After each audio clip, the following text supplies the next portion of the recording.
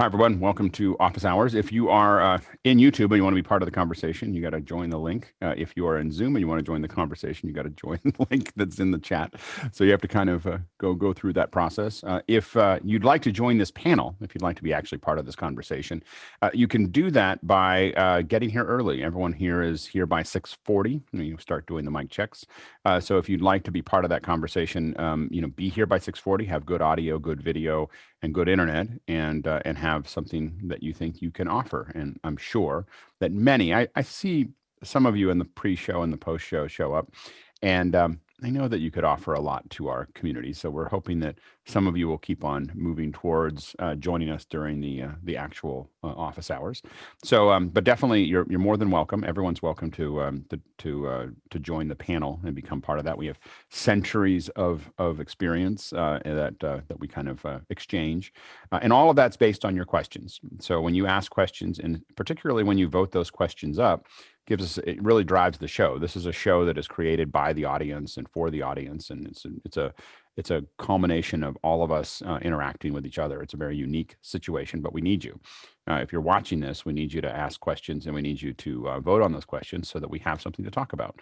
So jump into Makana and do that. First hour is anything you want to talk about. The second hour, today, we're going to be talking about what do we want to cover in video next year? So over the next year, what kind of second hours would we like to see? What subjects are things that you'd like to cover?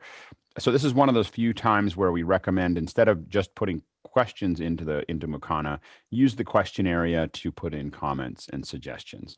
Make sure to tag them. There is a tag now in Makana where you can tag them for the second hour. Makes it a lot easier for us to kind of separate those out. If we don't have a lot of suggestions to talk about at the end of this hour, about 7:50 or so, we'll probably run heavy with the questions that we do have.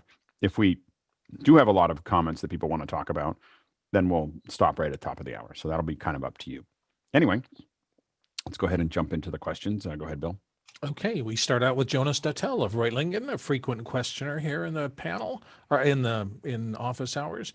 And he asks, what are, well, I was going to say MiniME, but I think it's MiniME, and a Ross switcher, and for what are they used? Wow, a MiniME. So this is a small mix effects, mini mix effects in the Ross switcher. And I cannot say that I know. Go ahead, Garrick. I don't use Ross switchers, but they're you get 4 MiniMEs on a Ross switcher, I believe, in that you can use them for things like lower thirds. They come with you can use them as upstream keyers, downstream keyers. You can use them with chroma keys. You can add in other kinds of backgrounds and so you're basically, the MiniMEs are very similar to just another ME. Yeah, it's just that it's not on your switcher. You have to set it up in the software, I believe, but I could be totally wrong. So a MiniME is something that our understanding of it is that it's something that is not represented on the hardware, but it is something that you can use to build things that are there. And then so it'd be like if the Blackmagic had 8 MEs and it had 4 of them on the panel, but there were still 4 more that you could kind of build. TriCasters work that way in some ways, where there's a lot of MEs that are available to you that you may not necessarily have on the board. And I think you can also set buttons on your switcher hardware to access those MEs quickly, so you can just insert a quick like 4 up video of your guests or a lower third or stuff like that. Mm-hmm. That's our understanding of it. I don't think there's a lot of Ross users in the community, but maybe we'll hopefully that answers the question, or at least get you closer. But it is some kind of mix effects bus that lets you do those effects. Next question. Moving on to Leo Mendel in London, who says there is a huge amount of valuable information covered on office hours. Is there a resource to search the back episodes? And he tried it in YouTube. It didn't appear to lock to only office hours for the search or descriptions. And is there a way to pull the descriptions into a wiki? Go ahead, Sky. If you're on the Discord, there is a section called chat-links, and every day we take and we scrape the questions and post those over, including the link to that specific day's YouTube that Jeffrey curates and does a lot of great work to do some of the searching ability and also the location of when the answers to the questions were. So he's putting in time code. So I'll let Jeffrey take it from there. Go ahead, Jeffrey. So and yes, then in the Stewart. Discord chat links. Yeah, first of all, my sync might still be off. I have to fix that. But the other thing is I've been talking back and forth with YouTube about this because I know I've seen some where you do some Google searches and videos and things like that will pop up with specific time frames for the topic that you want. Like for instance, in Premiere Pro, the best example, I was trying to do the multi-mix video, and one video pops up with that timestamp in there, and I'm trying to figure out what's the magic sauce on there. The biggest problem is questions are going to have to get tightened up to searchable terms, and if that happens, then we might start seeing more searchable items in YouTube and Google for that matter. Yeah, go ahead, Stewart. I think you'll find there's also a difference between the experience on YouTube on the app and on a browser. On a browser, if you go to a particular channel, choose the videos tab, and you've got all the videos there, and go all the way across to the right on your options, you've got an extra search function there. Use that one to search through a channel rather than the one at the top of the page, which searches all channels. Also, I'm gonna I am thinking through a process there that I'm trying to figure out, which would give you the ability. So using the trying to figure out a way to scrape either what Jeffrey does or what we do in Makana, where we're setting theoretically, if we're disciplined, we're setting the in points and out points effectively inside of the system. That the goal would be to figure out a way to have a wiki, have something that you could search, like all audio things or specific pieces or discussions, and then click on it from the wiki and have it take you to that timestamp inside of YouTube. So that's I don't have it. I've been thinking about that for the last couple months, but I haven't figured out exactly how to ask. Usually I think about things for a long time before I ask Chris to execute it, because he's doing so many other things. I don't want to have him go down a wild goose chase, but I think we're close to figuring out, like, and one of the things I think we have to do is we're going to have Mukana. Actually, we have to, the hard part right now is Zoom starting the event is a problem because we're not timestamp. It's hard for us to line the Mukana timestamps up. So what we need to do is have Zoom not only start the event, and this might be something I can work with Andy on, but have it start the event, but then also tell Mukana this is my start time. Like, so that all the answers get synced in time, with that process. Go ahead, Jeffrey. Last week, YouTube also started beta testing automatic chapter markers. So if we give them a clear section, like a tone or something, I don't know exactly. We're not going to yet, but then they could start showing up on YouTube automatically. We're probably going to build something that is referencing something from our own wiki to an external video and not use their infrastructure. And the reason for that is that we probably won't be on YouTube forever. So I'd rather have it be something that I can shift gears pretty quickly and not have it be something that, we'll be on YouTube for a long time, but I think that there's going to be some point where we want to have our own video. Yeah. If it complements it, then why not? That's the bottom line. Yeah. But the key is figuring out how to manage those timestamps and effectively, and then we'll figure out what platform we do it from. Go ahead, Courtney. Just a wild guess, because I'm not sure if YouTube does this, but maybe what Jeffrey was talking about, where some videos you can actually search within the content and it takes you to a place. Maybe it's those videos that have closed captioning. And occasionally Leland, I think Leland shows up here. Is it Leland that has the Google Live real-time captioning at the top of his frame? Is there any way to capture that real-time captioning and put it into a file that goes into the YouTube? There isn't, but he's talked about that. But the YouTube, I think generally, if you leave it up there, it will caption it for you. like it.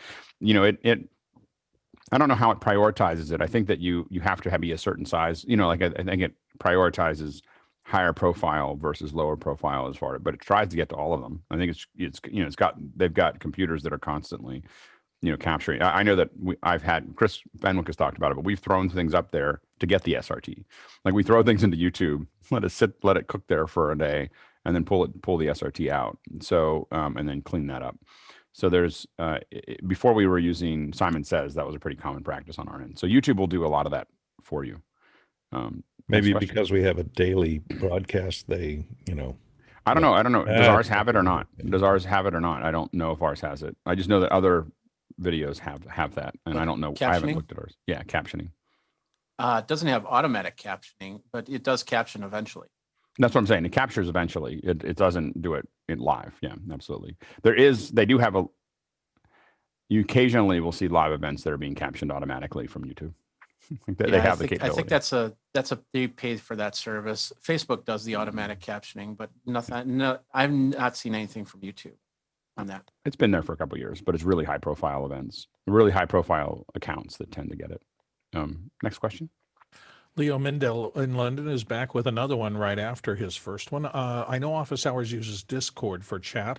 However, I've been using it for audio comms on remote production. What are others using? Yeah, go ahead, Mickey. Tucker. Yeah, I was going to say that. Some people will call it Unity. So there are people who discuss this technology that is called Unity. Internally here, we just call it Tucker. So if you're thinking about how do I do comms and how can I make this go away without having to think about it, you find Tucker. All you do is search for Tucker on Discord, and Tucker will set you up with a couple accounts and something online. And it doesn't mean you might decide that you want to do it internally on your own someday, but don't do your first one that way. I mean, it costs almost the same. It might cost the same to get the account from Tucker, except it comes with Tucker rather than just Unity. And so, it's again, I hope he's making money at this, because what he's charged me to have that support in the past has been low. So I'm just letting him know, it's slow. I'm grateful for it, and I am happy to hire him to do that. But it's an incredible amount of service that we get for what we pay for. So yeah, I would ping Tucker and have him do that. Unity is the one that is kind of what a lot of people use once they get past, using GoToMeeting or Discord or something, or Zoom as their comms or phones.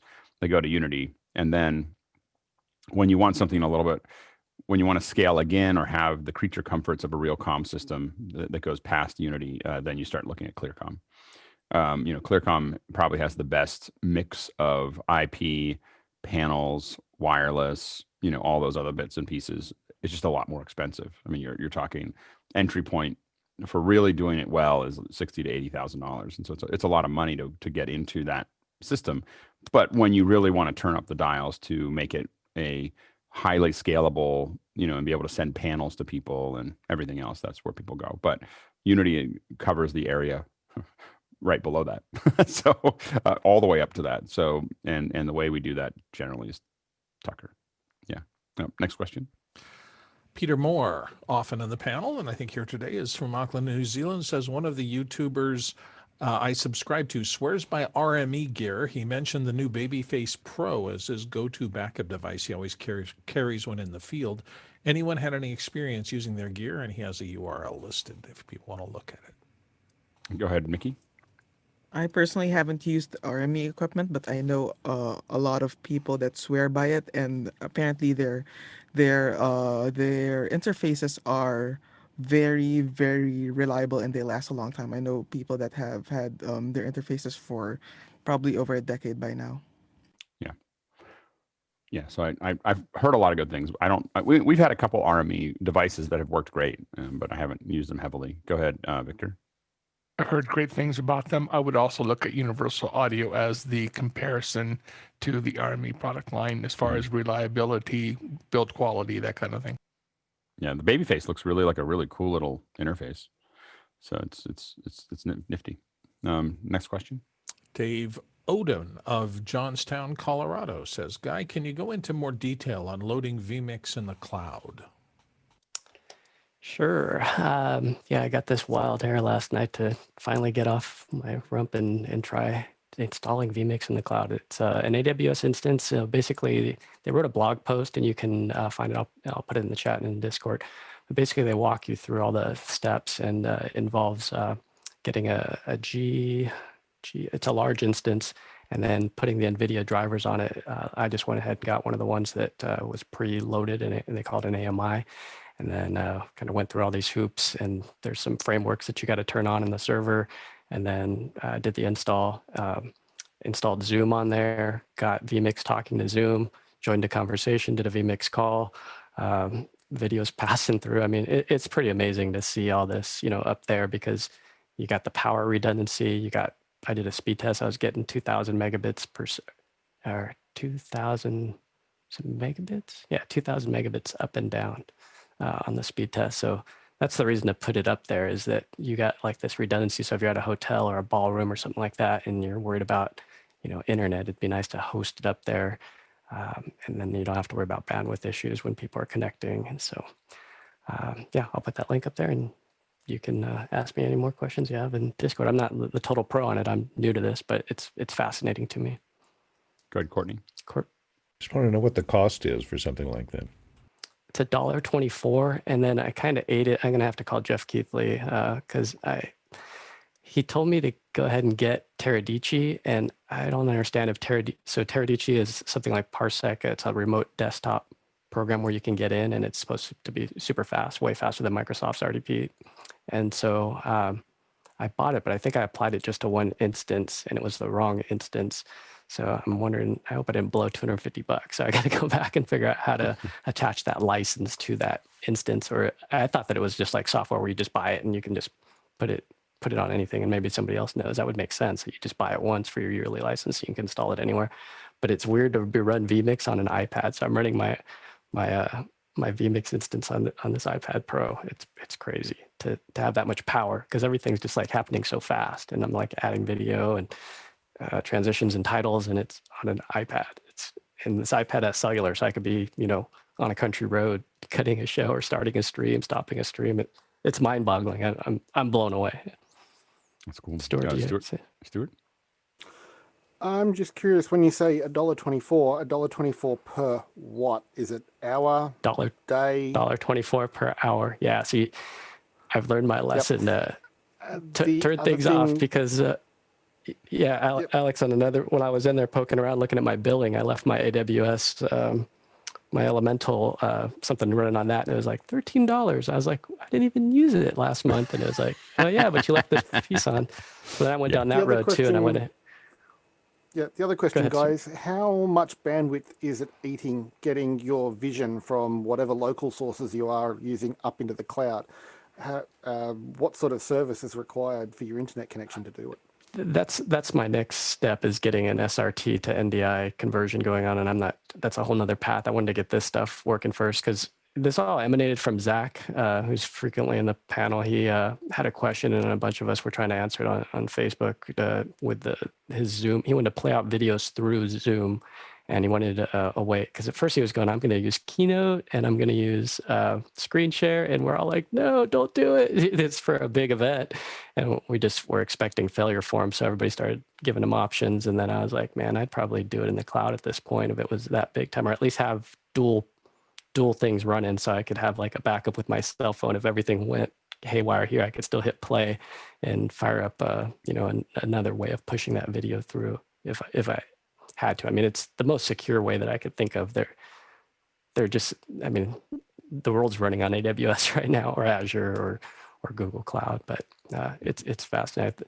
I'll put that link, and you guys should walk through it. It is pretty hefty, though. In fact, it'd be cool to do it like in the post show or in a second hour, just to have Jeff or somebody, Tucker, walk through the whole process of setting it up, because it's pretty slick. It's on my list of things this year, is to, while I'm still pretty, I like my hardware. I do feel like eventually we'll do a lot of this in the cloud. And so I'm trying to get my head around it. So a lot of this year, we'll definitely have some more focused things, because I'm trying to figure it out. I don't know how to do it yet. So, and especially as we start to get the link, more into our pipeline of being able to just have that as I can send that out, and that's just a contribution. People can do whatever they're going to do, and it's going to contribute to AWS.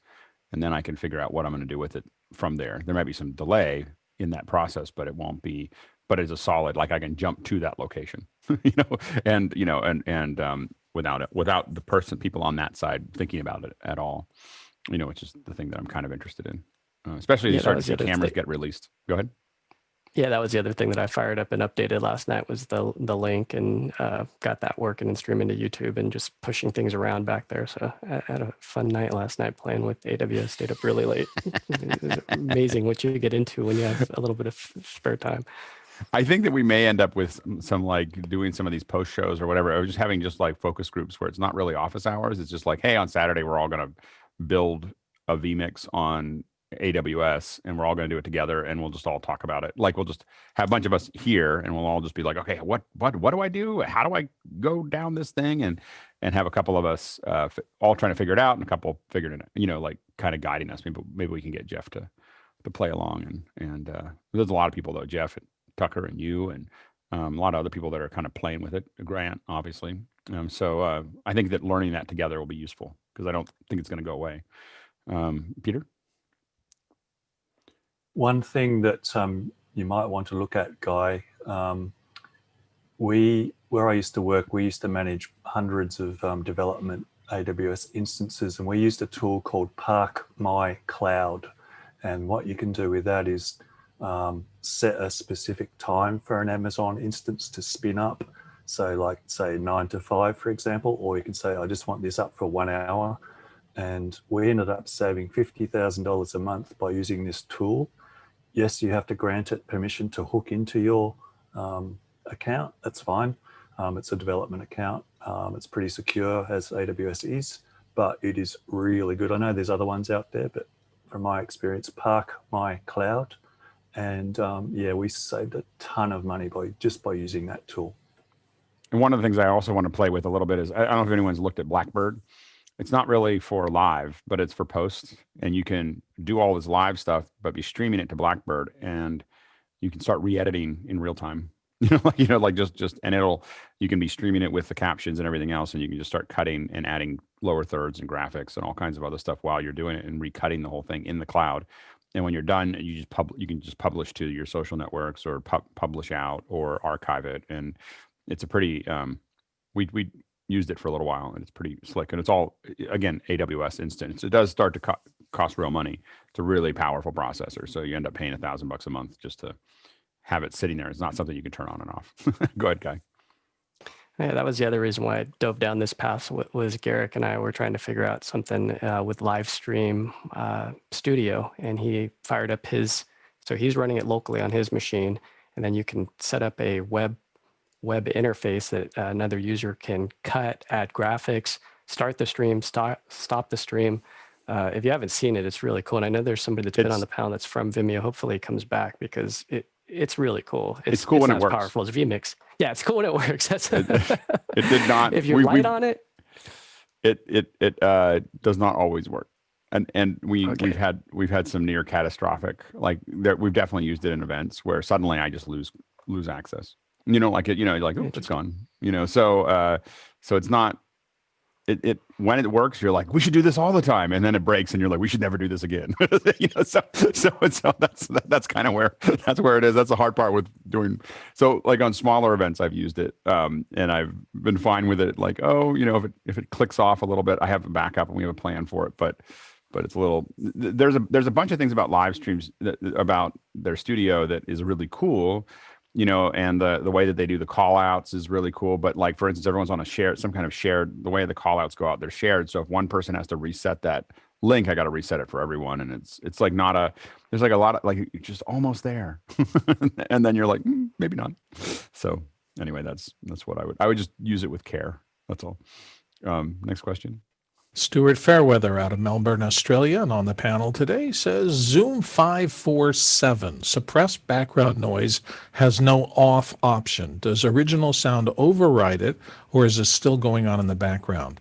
And also noting it's moved the audio level down from small U Unity, not talking about Unity comms. I thought that the newest version allowed it to be turned off completely, but I think it's in the music section. Like when you turn on the music quality, I think it turns it off. But I'm not 100% sure. 5.4.7 is what I updated to right before I came into the show tonight. Well, 5.4.7. I'm sorry. That is it. Yeah. And but I do think that I'm not 100% sure. Anyone else? Go ahead, Mickey. Yeah, definitely. When I don't recall there ever having an off button for suppress background noise. But yeah, when you No, turn I've on never seen off. original, when you turn on original sound, it defeats that whole noise suppression system, and that's why well, if someone is in a noisy room and there's like constant noise happening in the background, I usually ask them to turn off original sound. And the your note about levels changing when you switch original sound on or off, yeah, we found that it sometimes with some people it brings the level up, sometimes it brings the level down, and I guess it all boils down to what exactly the Zoom is doing in the background when original sound is turned off. And next question. Moving on to Jonas Dattel of Reutlingen, Germany, who asks, can we have a cloud production second hour again? I think a second hour makes sense. I think also, again, probably some Saturdays where we spend some open-ended time, just kind of like we're all going to get together and hack through installing vMix and having some inputs and, figuring out a way to make that more available, I think would be useful. So we'll definitely schedule some stuff in. I think the second hour talking about it, I think makes sense. There's a couple of us talking about doing, some kind of virtual production. We were thinking about it as a summit, but we think the summit might last, over X number of days rather than because I'm kind of eating my own dog food, which is don't do a 6-hour event, but do more of a, multi-day event where people can kind of jump in and be part of it. And so a bunch of us are talking about that, where we have like 2-hour sessions for for 5 days or something like that, or 2 weeks, that we're talking about different subjects around virtual production. And it might be how to do things in Zoom, but also virtual production like vMix in the cloud would be definitely part of that conversation. And as would probably Zoom OSC. We'll see if we can drag Andy into it. Anyway, next question. Eddie Scott of Mission Viejo, California is in with outdoor temperatures here in the, and he says mid-20s. I'm hoping that's mid-20s, not mid-20s Fahrenheit. It occurred to me to ask, how would you go about shooting outdoors in these conditions and still get back with 10 fingers? Yeah, go ahead, TJ. I have shot in the mid-20s Fahrenheit, and what I use is a pair of soft cloth gloves. My favorite are by North Face. They're about a mil or two thick. Use a tripod if you are trying to handhold the camera. That metal body is a sink that will just suck all the heat out of your hands. So try to use a tripod whenever possible. When your hands get cold and the blood starts to flow out of your hands and your fingers start to get numb, to get the blood back into your hands, don't rub them. That's not going to do anything. Take and shake your hands violently like you're chopping wood, and that will force the blood back down towards your extremities and keep your fingers will eventually then warm up. See, and the perfect person to get this advice is from someone in Minnesota. Amen. Well, there's a real world advice. Go ahead, Jeffrey. Yeah, let's go a little bit south in Wisconsin for this. And I just spent 3 hours doing all my walks, shoveling the snow, and I still have all 10 fingers and toes for that matter. So my suggestion is to always have a second pair of gloves ready at the there's a lot of things on Amazon that give you gloves that have heat options in them, battery powered. And of course, same thing with socks. Get nice thick socks. Good boots, very important to have good boots over tennis shoes or anything like that. So if they get wet, then you're not soaking in that into your extremities, because it's your top of your head, your neck, your wrists, your ankles, and of course the groin area. Those are the 5 areas that you've got to protect and keep dry and keep warm. Go ahead, Courtney.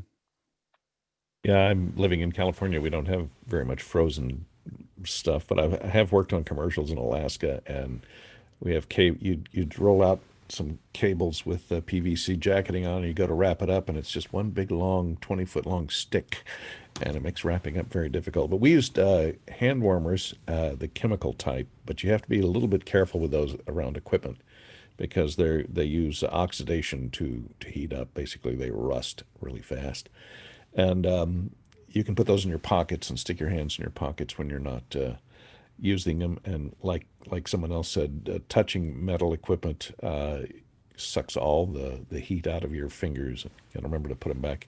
But be careful using the chemical hand warmers because they are oxidants, and they can cause oxidation on metal items that you put them in contact with. Good. Stewart, and then Charles, then Garrick. Besides utter disbelief that there's such a thing as negative temperatures, think about it, where I live. There's also a whole trope about getting some, shall we say, rather strong alcohol into you to warm up. Do not believe it. It is a horrible idea. A falsehood. It's It suicide. doesn't work, and it can make problems worse. Yeah, absolutely. Charles. Yeah, I remotely helped a friend of mine that's in Mongolia, and they get -40 just on a regular basis. And planning ahead was the biggest thing. What they would do is hit record on everything indoors, have everything on a rig, quickly go outside, get the shots, and everybody come back in and then shut down. That's the thing that saved everybody. Go ahead, Garrick. Super great advice. I spent many cold nights in Nebraska covering news events and things like that, and working with cameras. I would go to the Golf Pro shop and get winter golfing gloves because for some reason those things had better tactile feel through the gloves, and then they would have fur on the outside on the top.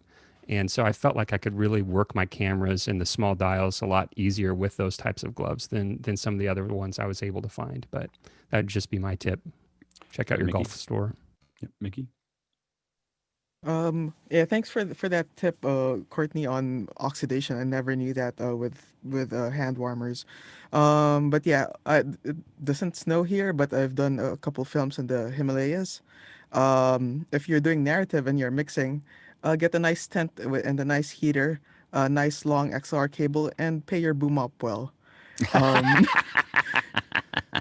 Yeah, exactly. Go ahead.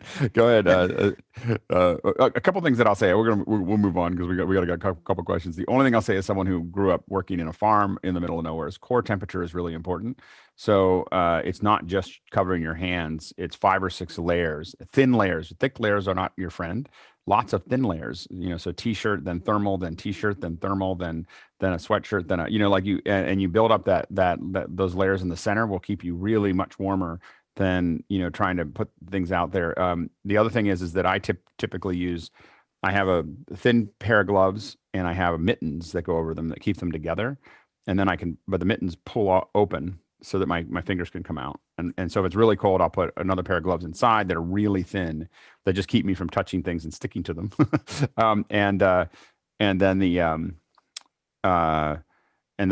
big mitten comes up over top of it to keep it in kind of a shell. And it works better to not have a glove inside of a mitten, just so you know, because it's body heat of your fingers. But if you are working and you're going to constantly pull it off and touch things that are metal, I tend to have something really thin on it to keep me from. I've worked in environments where I stuck to it, so like so when it gets below about 40 degrees below zero, I tend to want to have something. And then the only thing I want to say really quickly is. Just remember that your batteries will last as the temperatures drop. Your batteries are going to drop really fast. So you have to find something that's going to keep your batteries warm, and know that you have to have lots and lots and lots and lots of batteries. Don't if it says 6 hours, you have like 30 minutes, maybe 15.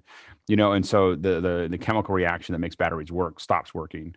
And so we've done things where we also have batteries that are in a warm environment that are then we're taking power and putting it into the cameras so that the battery never is we're not using a battery attached to the camera because the camera wouldn't last if we did that. Like it wouldn't last a whole shot, so it depends on how cold it gets, but you want to think about battery power doesn't work nearly as well. We're going to go really fast. So like 15 seconds each, TJ, then Andrew, then Stewart, then Mickey. Once your gear cold soaks, leave it cold. Just bring your batteries in and out. Leave everything else out in the cold. Yep, go ahead. Yeah, Another quick. Okay, sorry. Quick thing. Layers is great, but be careful with socks. You don't want to put like 3-4 layers of woolly socks and cram that into a tight boot. It's gonna make it worse. So like you don't want to have your feet tight because that'll keep the blood out as well. I have a horrible story about that. But anyway, I almost lost my toes that way. Stewart? Charles, I have to ask, if it's Mongolia and its production, is it The Who? Because their music videos are flipping awesome. It was not. It was something for the government, but it's a long story. Mickey? Yeah, and just to add, like if you don't have a warm place to store your batteries, keep them in a pocket in an inner layer, and that should take care of them pretty well. And to go back to it, like desiccators are useful too, because when you bring them back in, you want to avoid condensation, and also just know that you're changing lenses, whether you're going from, we have more of a problem going from a cold hotel to a tropic area is a real problem with our lenses. Oftentimes we'll have a PA sit there and get up really early and let the lenses sit outside with the lenses so that they organize themselves so we can have an early morning shoot. But any going back and forth will create that. Next question. Moving on to Courtney Goodman of Hollywood in the panel today. For the panel, now that the end of the year tax year is rapidly approaching, any business deductible purchases you feel compelled to execute before time runs out? I don't know of anything specific that I'm trying to get before the end of the year, but anyway, go ahead, Sky. I am debating whether to re-up the master class. I mean, the amount of time that I spent watching those classes, I'm now kind of offsetting into office hours. So it's like, value. Well, I think the question is whether we should merge the two, where we all watch some master classes and then talk about them. That could be. That's where I think things get more interesting. The fifth hour. Yeah, exactly. Go ahead, Guy. Yes. Speaking of classes, in the post show yesterday, I brought up some MZ classes, if you haven't seen those, because we were talking about audio yesterday, and I meant to show it, but there was a class in there that's 86 hours of audio lessons. I mean, it's intense. Who makes it? MZ, MZED, and there's ones from like Philip Bloom, Vincent LaForêt, what's his name from Saturday Night Live, Alex Bueno. So we watched some of it yesterday, and let's see who was in there. Mickey, what do you think of him?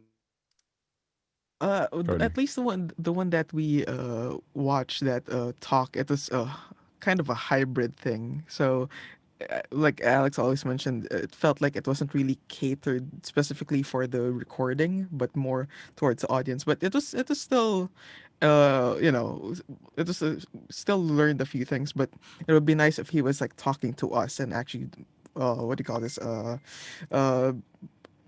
speaking directly to us. I could give you a bit of a backstory on that. That was a couple of tours in a couple of years. Shane Hurlbut, the DP, also did a class, but he went off and did his own thing beyond that to start his own community and class about director of photography work. And that whole concept was pretty magical, because you could attend the class, then receive the DVDs at the time, and then MZ continued the education process. So yes, it was very specific to, they took a tour and to the audience. Interesting. Go ahead, Bill. I took Courtney's question differently. I thought he was talking about capital expenses that you can either depreciate or Section 179. So if you're looking at a Blackmagic 6K or something like that, doing it before the end of the year might have positive tax implications, as opposed to doing it January 5th. I always think that I stack up things. For me, I just generally stack up things that I need to buy. That like, I should get this eventually, and then the end of the year becomes that eventually. One little trick, by the way, if you're working in a large corporation, I was at I won't get into who it was, but it was a broadcast company, and it was the broadcast guys had literally the best equipment I'd ever seen. Like in a server room, everything was perfect. They always had just the right tool. They had all the, like, every little bit of what they had was perfect. And I was like, how do you, and the rest of the company is not known for that. Like the rest of the broadcast company, it's a big network. They're not known for best of everything, except this one little group in one city, not even in the main city. And so I was like, how do you guys do that? Like, how do you get the money out to have just what you, because they love their job. They're like, we'll never leave because we have all the toys. Like we always have all the toys. And, and like, why would you go somewhere else where you have to work with bad tools and people that don't know what they're doing? And, like that was their opinion. So anyway, I asked them how they did that. And they said, what we do is we constantly keep he said every year or every quarter, he goes, we keep this running Excel doc of all the things that we want, our wish list of things that would make our job better. And we have it all, the way we set it up so that we can select it. And then we prioritize finances. This is a publicly traded company. We prioritize finances emails. So we literally all of our phones will ding when that one email goes out because it always has the same subject. And so it'll ding on all of our phones and everybody runs over to the thing, goes down, because what finance will do at the end of the quarter in a corporation will say, hey, we need to spend $400,000 now. Finance doesn't care what that $400,000 is. They just want it to go away. They need to get it off the books, for wherever they're trying to go. And he goes, so we just go down 338,000. We just go down 338,000 and send them back. So finance gets something from us a minute later, like 1 minute later, because we work on that. We work on that document every single week. There's a meeting. They have a meeting on that document every single week. And they said, and we get all the money. like of the whole company, we get all the money. That comes out only because finance doesn't care. They're just trying to solve something, and we solve it down to the penny, for them, and it's just easier for them to give it to us. And so just when you think about models, if you're working in a big corporation, or thinking about those, Courtney's question about end of year is really useful when you're individual, but don't forget that even if you work in a company, knowing what you need, and the easiest way to prep that is to know it all the time, is kind of have a list of things that you need and a pretty good idea of how much they cost, is useful. Go ahead, Courtney. Yeah, one problem I ran into is this year, 2020 specifically, because there was so little work and everything was shut down. There's so little income to offset expenses against. So I'm probably not going to order very much equipment this year because I don't have to offset income income this year. So I may save those for next year. Yeah. I mean, I think that for me, it's all, again, if you're going to buy something little, buying a great home system to be better at doing what we do. Like I'm constantly testing stuff, so I always have things laying around. But I think that I would probably invest. Right now, I'm pretty happy with my little A10 Mini and the 6K that I just put back into the system today or last night or on a phone call yesterday or whatever. And so I was waiting to put back the bigger system that I'm rebuilding, and I just figured I'd just throw this back in. I will say that when you have a great system and you're in meetings, it makes a difference. And we've said that before. So if I was going to invest in one thing, whether it's a Brio and a better mic, or if you're taking it to a 6K and a whatever. And I will say that the 6K camera, I've said this before, but is just the funnest camera. It's not the biggest or best or best picture or anything else that I've used, but it's just the most fun I've had. Just how much they packed into it. Anyway, next question. James Babbitt of San Diego is up next with using a Zoom Pro account. The Zoom cloud recordings are speaker view only. Is there a way to include both the speaker and the grid views in the Zoom cloud recording? It's in your recording settings. You can set it up to record speaker view and grid view and even ISO out the mic. There we go. So somebody's posted it there. So you can active speaker, gallery, shared screen can all be recorded individually. I think that can only be recorded to your local drive. I don't think it records. Or it's only to cloud or only to local, but it's not. I think that there's a choice there. So definitely worth checking out. Yeah, go ahead, Andrew.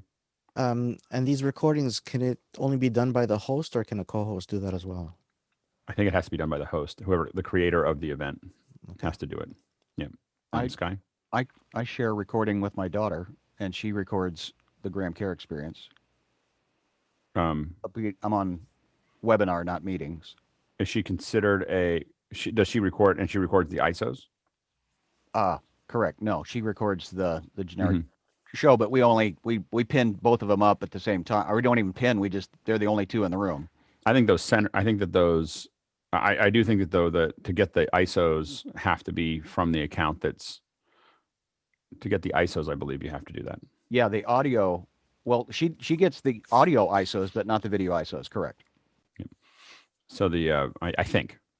Oh, by the way, in case you're wondering, I am going to fix this. It's kind of the end of the year thing, but in case you're wondering if Zoom is particular about that limit of how much you can put in the cloud, I've pushed it pretty far with office hours. They haven't done anything about it yet, but I do. My plan at the end of the year is to download the 600 gigs that is sitting inside of Zoom's cloud. Just in case you're wondering how far they'll let you run with that, I can tell you at least that far. Anyway, next question. Where are you going to store it? Maranatha. It's 1 terabyte drive. It's just a 1 terabyte drive. You just got to plug it in and say pull it all down. And the hardest part is pulling it all down, like grabbing it all and pulling it down. It's like it'll take time. Anyway. Yeah, that's the active process you don't want to have ding out after about 90%. Unless they've updated something. The last time I did it, what the real killer was you can't just select all and say download. Like you have to go through them and hit, like it wasn't like I can just grab them all and pull them off. That was the real stickler. Anyway, go ahead, Bill. Maranatha Spanish Church in Grand Rapids, Michigan is in with thanks for the answer about the audio splitter. I decided on the Split 6 being the only techie. I prefer a solid solution, just making sure this will work without issues. Will it work? Go ahead, Mickey. Yeah, just to bear in mind, the Split 6 only splits one signal into 6 outputs. So I don't know if you maybe just want to split out a stereo mix, maybe 2 Split 6 will do the job for you. But yeah, that's pretty much it. It's only one channel. Next question. Go ahead, Bill. Oops, I'm sorry. I was dealing with. And we're going to start moving pretty quick because we do have a lot of second hour suggestions, so it'll be a busy. So as we go to people, let's move quickly. Jonas Telev writing again. What is your go-to backup internet? Had a stream where we had 100% late packets in the connection. 100% is a lot. Our typical backup is some kind of cellular backup. Bonded cellular is the most common for us to use as a backup. So something like a LiveU or a bonded, a PEP wave or PEP link or whatever that you can do that will tie it together. A bunch of modems. That typically is our backup. But it can be a mixture of, to us, there's 4 different ways that we typically get out, and we rearrange them depending on what we have available to us. So there's, the terrestrial, there's really 5, terrestrial, and then there's wireless point-to-point, which is just a microwave. There is cellular, satellite, and then dedicated video fiber. And so those 5, we just kind of mix and match 2 of them typically, depending on what's available and what budget we have. Go ahead, Guy. There's an app called Speedify that you might want to look at if you haven't used it, Alex. There was some files that I had to download upload that were 4 terabytes. And I put them on the backup line and just kind of let them go up. And these were a lot of files, years of files, and I'm letting them go up to AWS Glacier. And I was like, wow, tonight I should just try flipping on the main line and use Speedify. So it bonded the 2 together, and it gave me a graph, and it showed me what was going up. So because on the switch, I could set it over for load balancing or failover, but a network guy that I know that works at Microsoft was like, don't turn on load balancing for streaming. You don't want to flip that switch on your router or gateway. So Speedify, I have Wi-Fi for the backup and then Ethernet for the main, and it combines the 2, and it's just throwing up. So I'm uploading this stuff in 1/4 of the time that it was going to take because it's able to download or upload 2 connections. So if you're in the field, like Jonas might be combining, your local whatever's at the venue, Ethernet. But yeah, the Speedify is a great thing to look into. Yeah, absolutely. Go ahead. If you're trying to do upload, if you're doing live, then what I was referring to is more of a live solution. Go ahead, Stewart. Just to the more budget end of the market, devices like the MR1100 from Netgear that I've shown before actually have an option to do data offloading. So if you turn that on and you're connecting through the MR1100, it will go via cable or Ethernet or Wi-Fi to your local hub, which could be your building or your whatever main internet output, and then will fail over from that to the cellular connection if the main connection drops out. And it's all seamless. It happens in the background, and it just works. Go ahead, Jeffrey. So I'm actually getting a second internet put into the house here because the primary in the last few weeks has not been perfect, and they can't really promise me the speeds that they were supposed to. And of course that's regular internet. So the second is going to be a DSL connection, and I'm using what's called an SD-WAN device. It's for enterprise IT. It works really well. So you can get a dual WAN without having that back-end enterprise layer to it, but that might be an option too. Next question. And we're going to keep moving faster. Yep, go ahead. Teleax in Ocean Shores, Australia. I finally got a label printer and I'm looking for organizational tips for labeling cables and other gear. For example, cables could be categorized by connector type or by the equipment they belong to. The possibilities seem endless. How does the panel prefer to organize or categorize things? For me, I organize my cables into audio, IP, and video. Like that's those are the three big. And then of course I subdivide them all inside of that. But in the groups of where I'm trying to go, that's how I break them up. You go ahead, Jeffrey. So the Silver Sharpie is my friend, and I've had friends, especially in the music area. They put nail polish into their cases, and they'll actually do nail polish around the cords, and that works really well. I won't do anything that looks like it was done by hand with my cables. And that's a client facing thing. So I don't want anyone to ever see me have anything that looks hand done. I have people that do it on my gear and it makes me crazy. So no, I tend to be an anti handwritten, anti painted, all those things. I want something that looks like it was the closest I can get to something that looks like it came out of the factory that way is how I tend to approach a lot of those things. Go ahead, Stewart, and then Bill. I do it. I mean, we do have pens that we put things in when we have to, but I avoid it like the plague. Stewart and then Bill. You can get labels that actually stretch over, like for putting numbers on cables and what have you. And one of the easy ways to organize what cable is heading to which area, especially if you've got multiples of, say, SDI or audio, is color code the boots when you're making the cables. So you might have all yellow boots are all going to the control room, all red boots are going to audio, just set it up that way. So when you're looking at your installation, you go, okay, those cables go there, those cables go there, and they're easy to trace. Embarrassingly, I don't have one sitting right within arm's reach, but usually the rear twist SDI cables, you have lots of different colors, and I do them all to resistor codes, so that I'll use the resistor code for 1 through 10, so that I know what input or output that is just by looking at it. It's a kind of and then I have other wildcards and other things that I use for that. But it's useful. The other thing to know is anytime you work with someone who works in a facility, you'll always see that they put clear shrink wrap on the cables as they make them, even if they don't have a label, because you can't put it on later. So they'll just slide them onto the cables, and you'll see them just kind of bouncing around. But what that means is you can put the label on later and shrink it to the cable, when you decide what you're going to call it. But you see that I see it a lot in installations where people are building stuff. You can always tell someone came out of a facility because they'll have clear shrink wrap on all the cables, even if they don't have labels on them, just because they want to commit to that later. Bill and Alex, then Paul. You said resistor codes. Just quickly, I'm just going to show you one thing. That's the cable numbers, and you'll notice they are in the same color coding as resistor color codes. Yep, that's perfect. Yep, absolutely. Go ahead, Bill, and then Paul. We're going to go a little over. I'm declaring it right now because we got a lot of questions, and they're good questions. Yeah, they are good questions. The first thing I always look to is this cable generic? Like it's a BNC or an XLR in lengths, and those are fine, and I can switch them out. Or is it device specific? And I learned long ago that if there's something device specific, like I had an old Mackie 1202 mixer that I used for a specific function. It was a 1/4 inch balanced to XLR is how I used it all the time, and I had short cables to do that initial run. Those stayed in that kit, and they were tagged with that's for that mixer, and I would never use them for anything else, so I didn't get into the situation where I took the kit out and they were missing.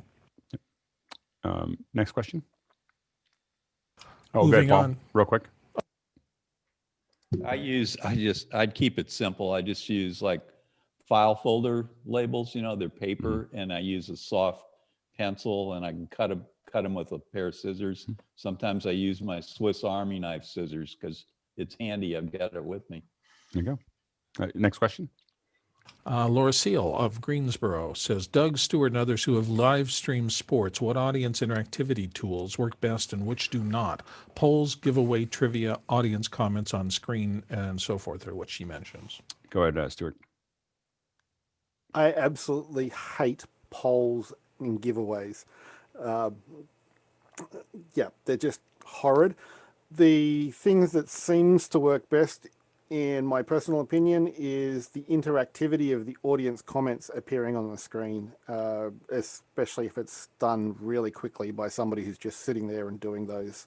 Yep. It's like the audience feels part of the show and they invest more of themselves into it.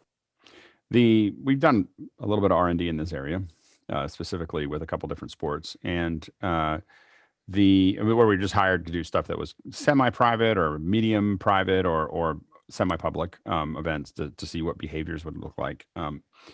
The thing, comments are the thing, right? Like that's and the closer it becomes to something that the announcers are interacting with and bringing up and so on and so forth. It's hard to do that on a national basis, but on smaller events, mentioning people. Anytime you do comments, you'll see we do it here. You always mention their name and where they're from. Never ask a question or never repeat a question without the name. I mean, that's part of the positive reinforcement of doing it. So, people get excited about it. Even if they don't think they're going to be excited about it, they're excited that they got their name on the thing and everything else. And so, our back-end tools that we built for this will grab, like it used to, it's a little harder now, but we used to grab their profile picture from Facebook and stuff like that and put it on there when it goes up. And those are nice things. The most effective thing that we've done is to have there's two different layers of it, but the most effective thing that we've done is we had a pro from the team along with a social media influencer. The two of them were talking about the game together. And so it was a different feed. Like it wasn't even the main, you could watch the broadcast, but you could also go to this feed and you'd listen to them talk about the game and the pro, and they're not talking about, because a lot of people don't care about the announcers, unless it's unless it's a really good announcer, they're kind of annoying, and so but listening to a pro and a social media person that really likes that game, talking back and forth about it and answering people's questions as they come in and, talking about it. In fact, we even experimented with a second feed. One feed was for the people who watch the game all the time, and the other was a beginner feed. So it was the same video, but it was it was a person who was not pro, but it was semi-pro connected to, semi-pro that was explaining things like, why do they do that? Why did they do this? What's the deal? Why are they doing this? And then we added, one of the tests included, a different test included a telestrator where they're sitting there talking about plays and doing things that you can't. Broadcast is so tightly wound around sponsorship and advertisement and everything else. And in fact, what was really great was we found like during the commercial breaks, and then the advertisers don't like this, but during the commercial breaks in our live feed, we could explain something. We could grab onto something like a play and do this heavy duty inside baseball, but it wasn't baseball, but inside baseball, like with telestrating and see how this person's going over here. They're picking off this person and this is what's happening here. And you did this play this time so that the next time it would open up this area. And they got into these really deep discussions during the commercial breaks in these other live feeds. Now that you may not have people that want you to do that because it'll pull people out, but interacting with the audience, creating a conversation with the audience around the sport is the context for that conversation, is really powerful. Like it is, like when you do it and you get it working, you're like, this is the future of sports. like this is what it should look like, not the kind of what we do now. I mean, even just putting comments down below, it's kind of it's a step in the right direction. It's just not the answer. TJ and then Steven real quick. Sky Sports does that with their Formula One broadcasts. They use Twitter and a hashtag, and they will mention the comments on air about, and the name of who did it. really powerful. And we can literally, the two times when you see surges in questions and comments are when you ask for them and when you say one and when you acknowledge one. And that's that's how we can just look at the data and just see it, these little U's going on where we did those things. Go ahead, Stephen, and then Guy. Yeah, Australian Rules Football a few years back did that. They had like the beginner channel, and they explained all the plays, and it finished about a half hour after the game did. But nobody cared what the final score was. You were learning the game. Yep, absolutely. And that's the only place I've ever seen that. Yep, Guy. So there was a company called VidPresso that did this, where they would pull in the thumbnail with the question, and it was super powerful. Well, they got bought by Facebook, and it's just now recently that they're rolling this in for free now. This used to cost like thousands of dollars, and now it's free. When you go to live, there's a graphics package, and we might want to get those guys on. I know that they want to start promoting this stuff because Facebook made a huge investment, I'm sure, in buying up the team. And it's super slick. You can use it with OBS, vMix. We used it with our Wowzer Clearcaster to push comments like this in, and you can do it remotely too. And does it only work in Facebook, or does it work on anything? Only in Facebook, from what I know. Yeah. The funny detail is Pixel Conduit, which we've talked about, that we used to sell. One of the key people who made that graphics work is Polly, and Polly wrote Pixel Conduit, and he's the graphics genius behind a lot of that graphics. So he works for Facebook, I think, out of New York now. So anyway, next question.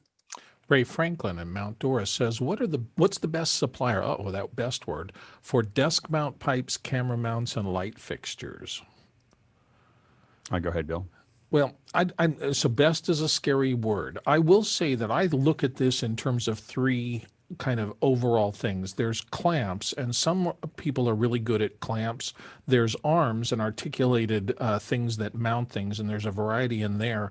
And then mounts for actual devices or cameras or whatever. Some companies do a good job all the way through the range, but I find I'm almost always mixing and matching with the weight of this thing means that a newer clamp with a medium arm is all I need for a phone. But if I get into something heavier, I want a Manfrotto super clamp with a solid arm and a mount for the device that'll hold the weight of that. So that's how I do it.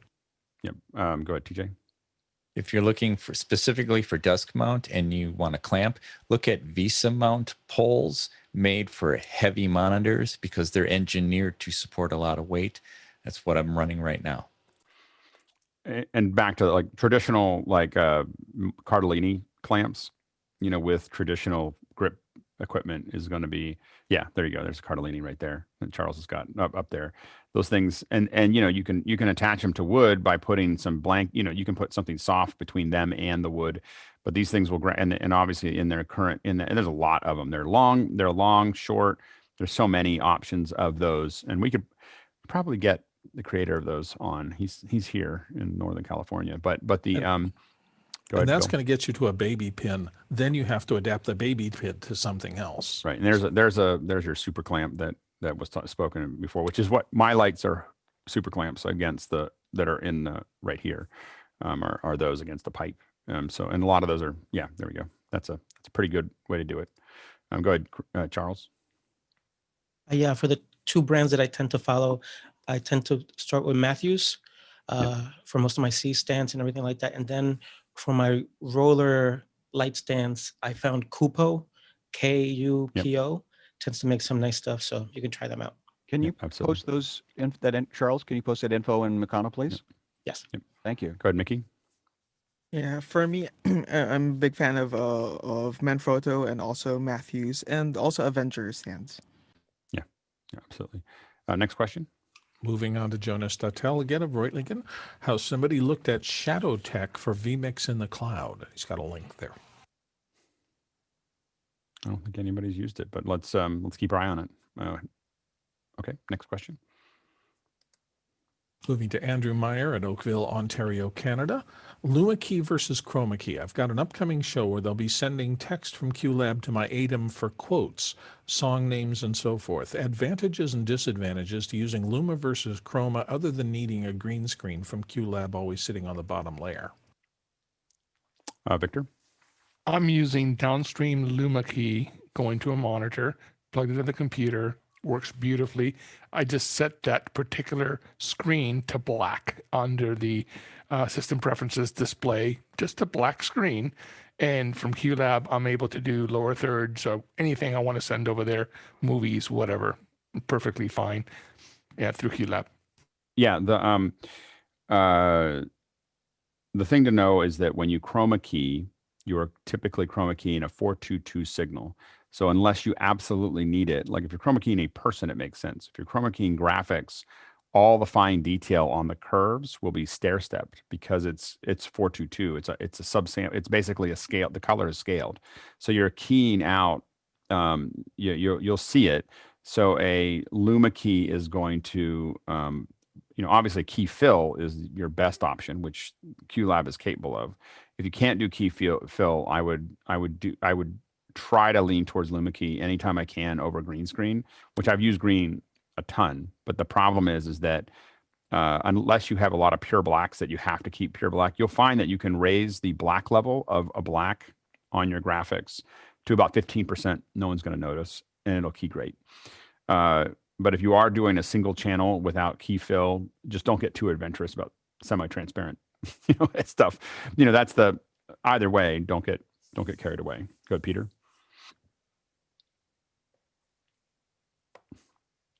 Okay, we're not getting your audio, Peter. You're not unmuting. I put my hand up without moving my mouse. I'm using, because of the limitation of the virtual camera on the M1, you can't get one from Mimo Live. I'm using Mimo Live to feed us, sort of like what Victor's doing, feed a fourth screen into the ATM switcher. Yep. And that's a green screen, and because of that, I can switch around. I can do. But and with hard edges, like Victor's doesn't need a key fill. Like if the graphic that he's showing there, you could totally do it. That's done with Luma key, right, Victor? That's correct, Luma key. Yeah. Yep. Yeah, and so is mine. So that's yeah. Luma key is the way to go. But if you have, especially if you have any curved edges, you'll definitely see it. You'll see the stair stepping. In hard edges, you won't. But if you have hard edges, you can just use a Luma key. Like Luma key still works, and it works better than green screen for graphics unless you have pure blacks or some semi-transparencies and a really good keyer, Victor. And what's nice is that with QLab, you're able then to change the geometry. So if I want to move that lower third from that top right to the bottom, I can do that right on QLab, and boom, now it's moved. So you have a lot of flexibility with your graphics using Luma key and using the display and geometry tab specifically. Absolutely. Next question. Ed Willick of Valley College, New York says, can we try an experiment here in Zoom webinar to see what the difference is between a screen share with optimized for video enabled and that same thing disabled in regards to resolution for both attendees and panelists? Thinking someone shares, we check statistics and then share again with optimize on and compare. It's the kind of thing that we'll probably do. I would bring that up in the 6 o'clock hour. It's us fiddling with something is really more of a 6 o'clock hour thing than the actual show or a Saturday or something like that. But bring that up, in a 6 o'clock hour, and we'll come on and bring it up, and we'll play with it. It's the kind of thing we'd fiddle with, though. Next question. Next question. We're going to keep moving. Okay. Laura Seal of Greensboro, what below-the-line production jobs are eliminated in a live stream production? Any new job descriptions created? Well, live stream engineers are created. Oftentimes, a second audio engineer is created when you start doing live stream if it's a physical event. If you go to purely virtual events, then you're eliminating the camera operators and a lot of other things that you would, but you usually replace those with someone that's got you replace camera operators with connection specialists. So, in a live, if you're bringing virtual people in, you have a person managing, and depending on how often or how frequently you're bringing them in and whether they're stacked, you may have anywhere from 1 to 5 or 6 connection specialists that are managing everybody. Green room, they're managing a green room, they're managing, those bits and pieces. Audio is audio. You still have an audio engineer, at least one, managing those things. You still have a TD that's cutting between those things. Go ahead, Mickey. You're probably replacing some camera operators and A2s with kit prep and management staff. Right. Absolutely. And what's interesting about it is that it also becomes less location dependent. So you have the person running your green room or managing the connections oftentimes doesn't need to be anywhere near where you're doing the production. So it opens up that opportunity to a lot of places that weren't part of the main city. And again, like for instance, comms, if we're not using our ClearComm system, we just bring Tucker in and have him manage that from his house. So I think that the new production paradigm is going to decentralize the opportunities. I don't think it really reduces staff very much, like maybe not at all. It just redistributes who's needed where. I think that's and as we keep on, if you look at what Guy was talking about, vMix in the cloud and everything else, we are moving towards a place where the staff doesn't have to be anywhere. And we're seeing, as a result, we're seeing a huge number of people leaving the cities and states that were less useful for business, and moving into places that are less expensive to live and just have good connections. I think a lot of cities wish they had spent more money or built more infrastructure around fast internet connections, because most of my friends, almost every friend that I know working at a large information company is leaving California. And the primary thing that they're looking for is bandwidth. So when they're looking for a house, when they're looking for whatever, they're just looking for how much can I get a 1 gig connection is kind of the, if they can have that, then that's the city. The cities get sorted by how inexpensive bandwidth is, for them to get it. So, but they're all leaving. I don't know. They're not all leaving. There's still a lot of them here, but everyone that I know is either leaving or planning to leave. That's kind of the thing that's happening right now in California. Next question. James Babbitt in San Diego says, "Hi, Alex. What program do you use to back up your Mac? As mentioned yesterday, Time Machine works more like an undo program." I use Elbow Grease. It's an app called, I manage, folders and move things around as needed and keep them organized that way.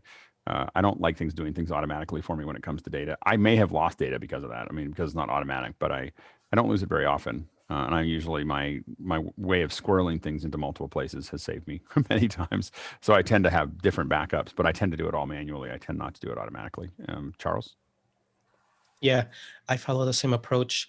I tend to follow the 3-to-1 rule, 3 copies in 2 different places and 1 offsite. So I have my NVMe drive that I work off of right now for my 4K color grading. Yep. That copies to a 36 terabyte RAID. That RAID is a clone that sits at my other apartment, and they copy to each other overnight, and that's how I've been able to manage. And what are you using to copy the clone between the two? Manually. Yep. You just you copy them over. Yep. Yeah, I don't trust things that are automated because it's burned me in the past. So I just I have the same thing. I just can't quite get over it. I kind of want to see it. Yep, absolutely. Good, Courtney. Yeah, I don't have a Mac to back up, but General Computer, I write batch files or scripts to do my own backups that back up specific folders to the NAS. And I don't do it on a regular schedule because, like you say, that can get you into trouble if it's automated and it overwrites something where you need to go back to. So I just hit that little button that backs up all my important files whenever I need to do that.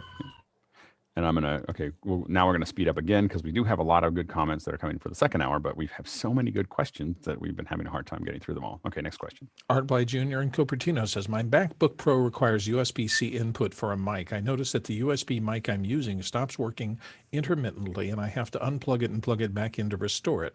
What causes this, number 1? And number 2, will this happen when the Pile mic arrives using a USB bridge to connect to USB-C on the Mac?" We have a lot of problems with USB bridges. I think that's it's just a constant. I don't know if that's the problem, but the 2 things that I plug directly into my computer is is my video and my audio. Now the problem then you get into is where do you plug everything else? So if you most of the computer, that's why most of my laptops are all 4 USB-Cs, because I know that 2 of them one will be audio and 1 will be video. Or you can embed it into the video pipeline that's going in. But we have problems with bridges. Now, the OWC one, I have more, I'd like to test that one. I have more confidence that they'll get it right. But we've had constant problems with bridges. Stewart and then Mickey. Just when you say bridges, do you mean something like this, which is USB 3 on one end and USB-C No, on the other end? it's anything that's Because sharing I've a got bunch of one of connections. those. Okay. Well, this one is for a USB-C mic, and trust me, it's not worth it. Oh, okay, there you go. The audio on USB 3 is crap compared to Right. USB-C. Yeah, go ahead, Art, Just and don't then use them. Mickey. Art. Yeah, what I'm actually using is it's a 4-port. I guess they call it USB-A, and then the output of that is USB-C going to the side of my And who makes it? 2019 MacBook Pro. Who makes it? And is it CalDigit? There's a symbol on the top that looks like it has 3 letter I's and a P. Oh, I don't know what that is. Yeah, I mean the Monoprice. That's a Monoprice thing. Yeah, so definitely off brands or CalDigit will be problematic. So the ones that the brand really in this case matters a lot. So I've had a pretty good success with the Belkin, but I still won't put audio and video into it. Just audio and video is where we're having a lot of problems with any kind of anything that breaks it out. So we try to go directly just for those things. Go ahead, Mickey.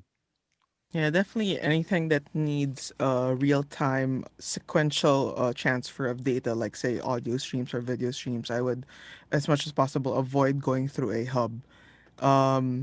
But yeah, in terms of the conversion between USB-C and USB-A, as long as you have a decent adapter, like like the Apple one, of course, works well. The ones from Belkin, just changing the connector shouldn't be an issue as long as that specific adapter could handle the protocol that you're transferring through it.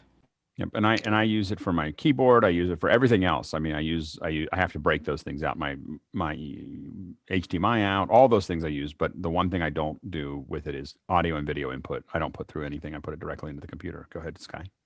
I also use the J5 Create, and I just noticed that they also saying that they're currently not able to be used on Big Sur, but they're working on it. Yep. But I've used it on a couple of different things for about a year. Next question. My friend here in San Diego, Serena Catania, says cables. If you haven't answered this, is there a hardware solution to check cables to see if they're working properly without plugging and unplugging your peripherals in, similar to battery testers? Go ahead, Stewart. Oh, heck yes. And I've got two that I can show you. The first is a multimeter that does a cable, does your Ethernet cable. But the one to look out for, and the mouse has just disappeared. There we go. A Roadies cable tester. Yes, you can plug in almost anything that you will use on a live production, and they are fabulous. Go ahead, Bill. Yeah, I was going to pretty much say the same thing. Look at the MarkerTech catalog. The MarkerTech catalog has a variety of cable testers, some small battery-powered portables and some bigger. Go ahead, Mickey, and then Courtney. Yeah, I'm just wondering though, because Serena is mentioning specifically without plugging and unplugging your peripherals. That I'm not sure of if it's possible. Maybe some connectors would allow you to test ground without unplugging it from the device, but it's going to be tough to test the cable without unplugging it from what it's plugged that's to. difficult. Go ahead, Courtney. Well, maybe what she's mentioning is, and some of those cable testers, I think maybe the Rode does, have the ability to separate it. So that if you don't have a cable where you have access to both ends at the same time into the same thing, you can plug one side into one end of the cable, and 400 feet down the line, you plug the other side in, and it'll talk back and forth and tell you if the cable's good or not, even though the ends of the cables are greatly separated. Maybe that's what she's talking about. And there's cable testing, and then there's analyzation, analyzing the signal and certifying. Certifying the signals. For video, the one that we've used, the one that we've started to test a lot because of the cost, its cost benefit is pretty good, is the digital forecast. I don't know why they call it digital forecast, but I got this from an engineer that I respect a lot, and who works in a truck. And so the digital forecast ones will give you, test patterns, and this is for SDI, and and I'm just trying to, the other one that was trying to there's another one that I can't think of at the moment. But anyway, but the digital forecast has been very popular, and I'm probably going to get one of those soon. We've been testing it, and it looks really good. But they range between $600 and $1,200. But that's not not expensive for true signal analyzation. Those things go up to 20 grand. So they start to get to really analyze what you're getting through the cable. And literally with some of these analyzation tools, when you get into the higher end ones, you can tell how long the cable is when you plug it in. Like it'll tell you what the like everything can be calculated. If you move the cable around, you'll actually see the data. So it just depends on how far you want to go. This is a deep hole that you can start with a $50 item that tells you it works, and go up to 20 grand that tells you everything about the cable. So it just depends on how much you need to do and what you need to do with it. Courtney, then Andrew, and then Stephen, pretty quick.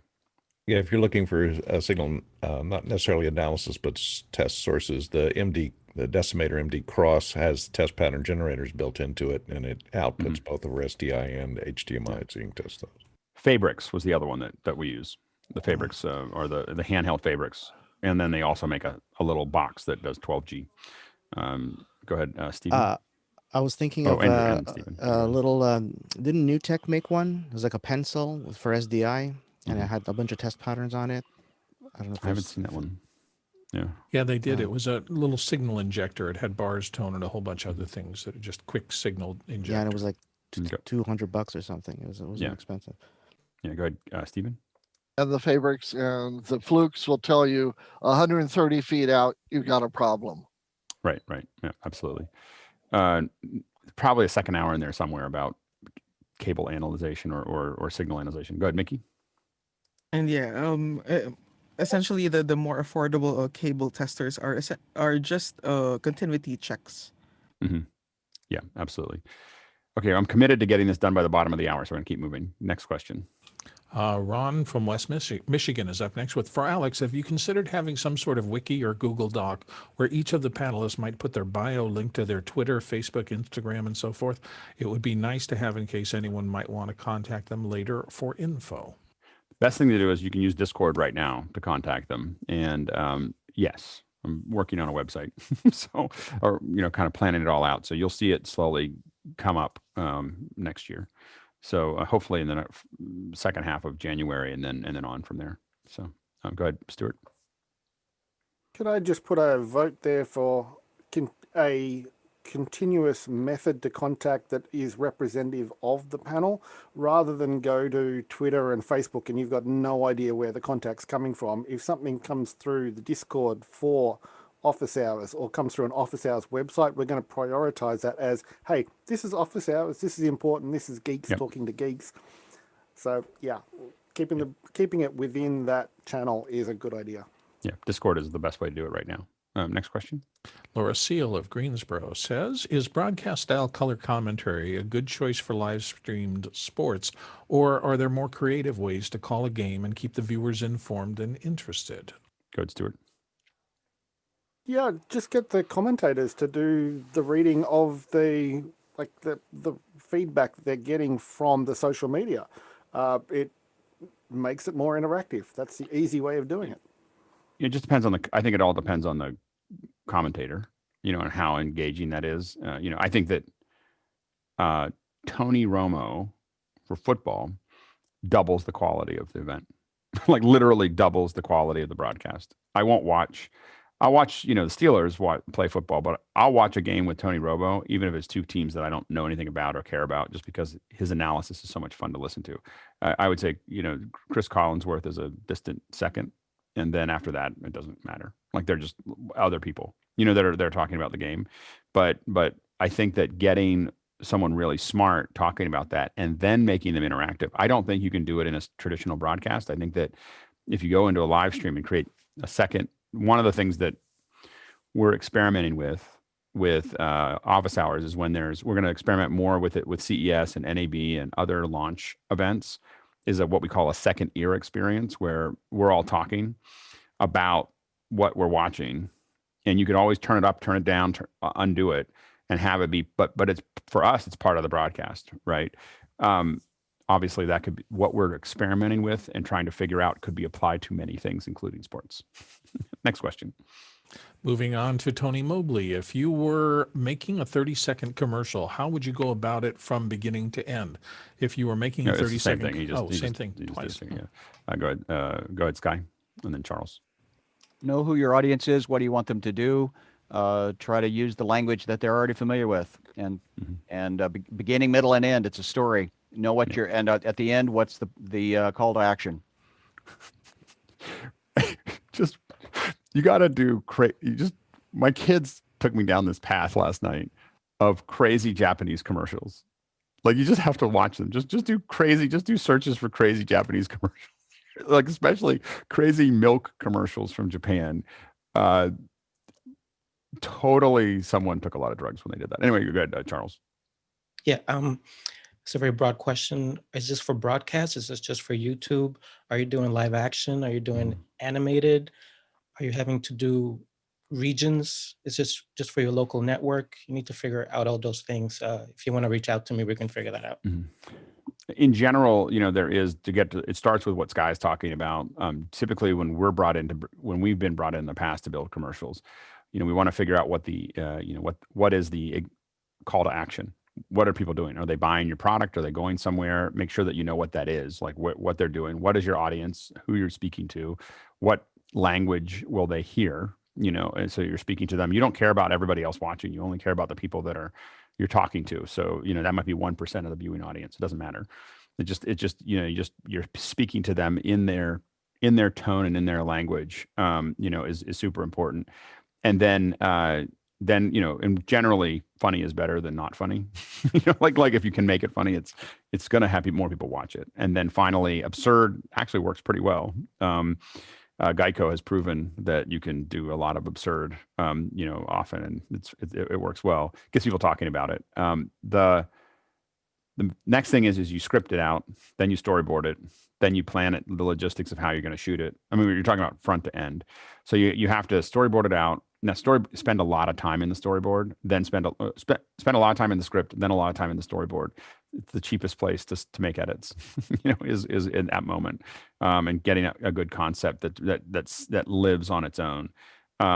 If you need to do tests, you shoot tests, then you go out and shoot it and give yourself enough time to reshoot if you need to, and effort. Put some stuff in the budget for what you might have to do as pickups. Then you're going to, of course, edit it, color correct it, do the audio, sweeten the audio, add music. Those are all the things that come next. And then you do the final, delivery. But there's a whole hour there probably on building a commercial that we could probably put in there. And so someone should put that in the suggestions, and we can bring people in that have worked on a lot of commercials. Go ahead, Bill. Yeah, the commercial is the tail end, actually. The media buy and the media plan and the why we're doing this drives everything. The commercial really, I mean, if you're spending $250,000 to make a commercial, you're probably spending multiple tens of millions of dollars to put that commercial out into the marketplace to drive results. So people don't understand that, and commercials that are done, particularly at the national level, have so much research and so much tuning behind them because of that imbalance. It's an inverted pyramid, and the little tiny tip is the production budget for the commercial. The big part of the pyramid is the media money you have to spend to get it in front of people. Yep. Next question. Moving on to Shane Foley from Ashland, Oregon. And Shane says, is anyone using Tumult's Hype 4 to create animated GIFs and or HTML-based graphics and titling overlays for live streaming?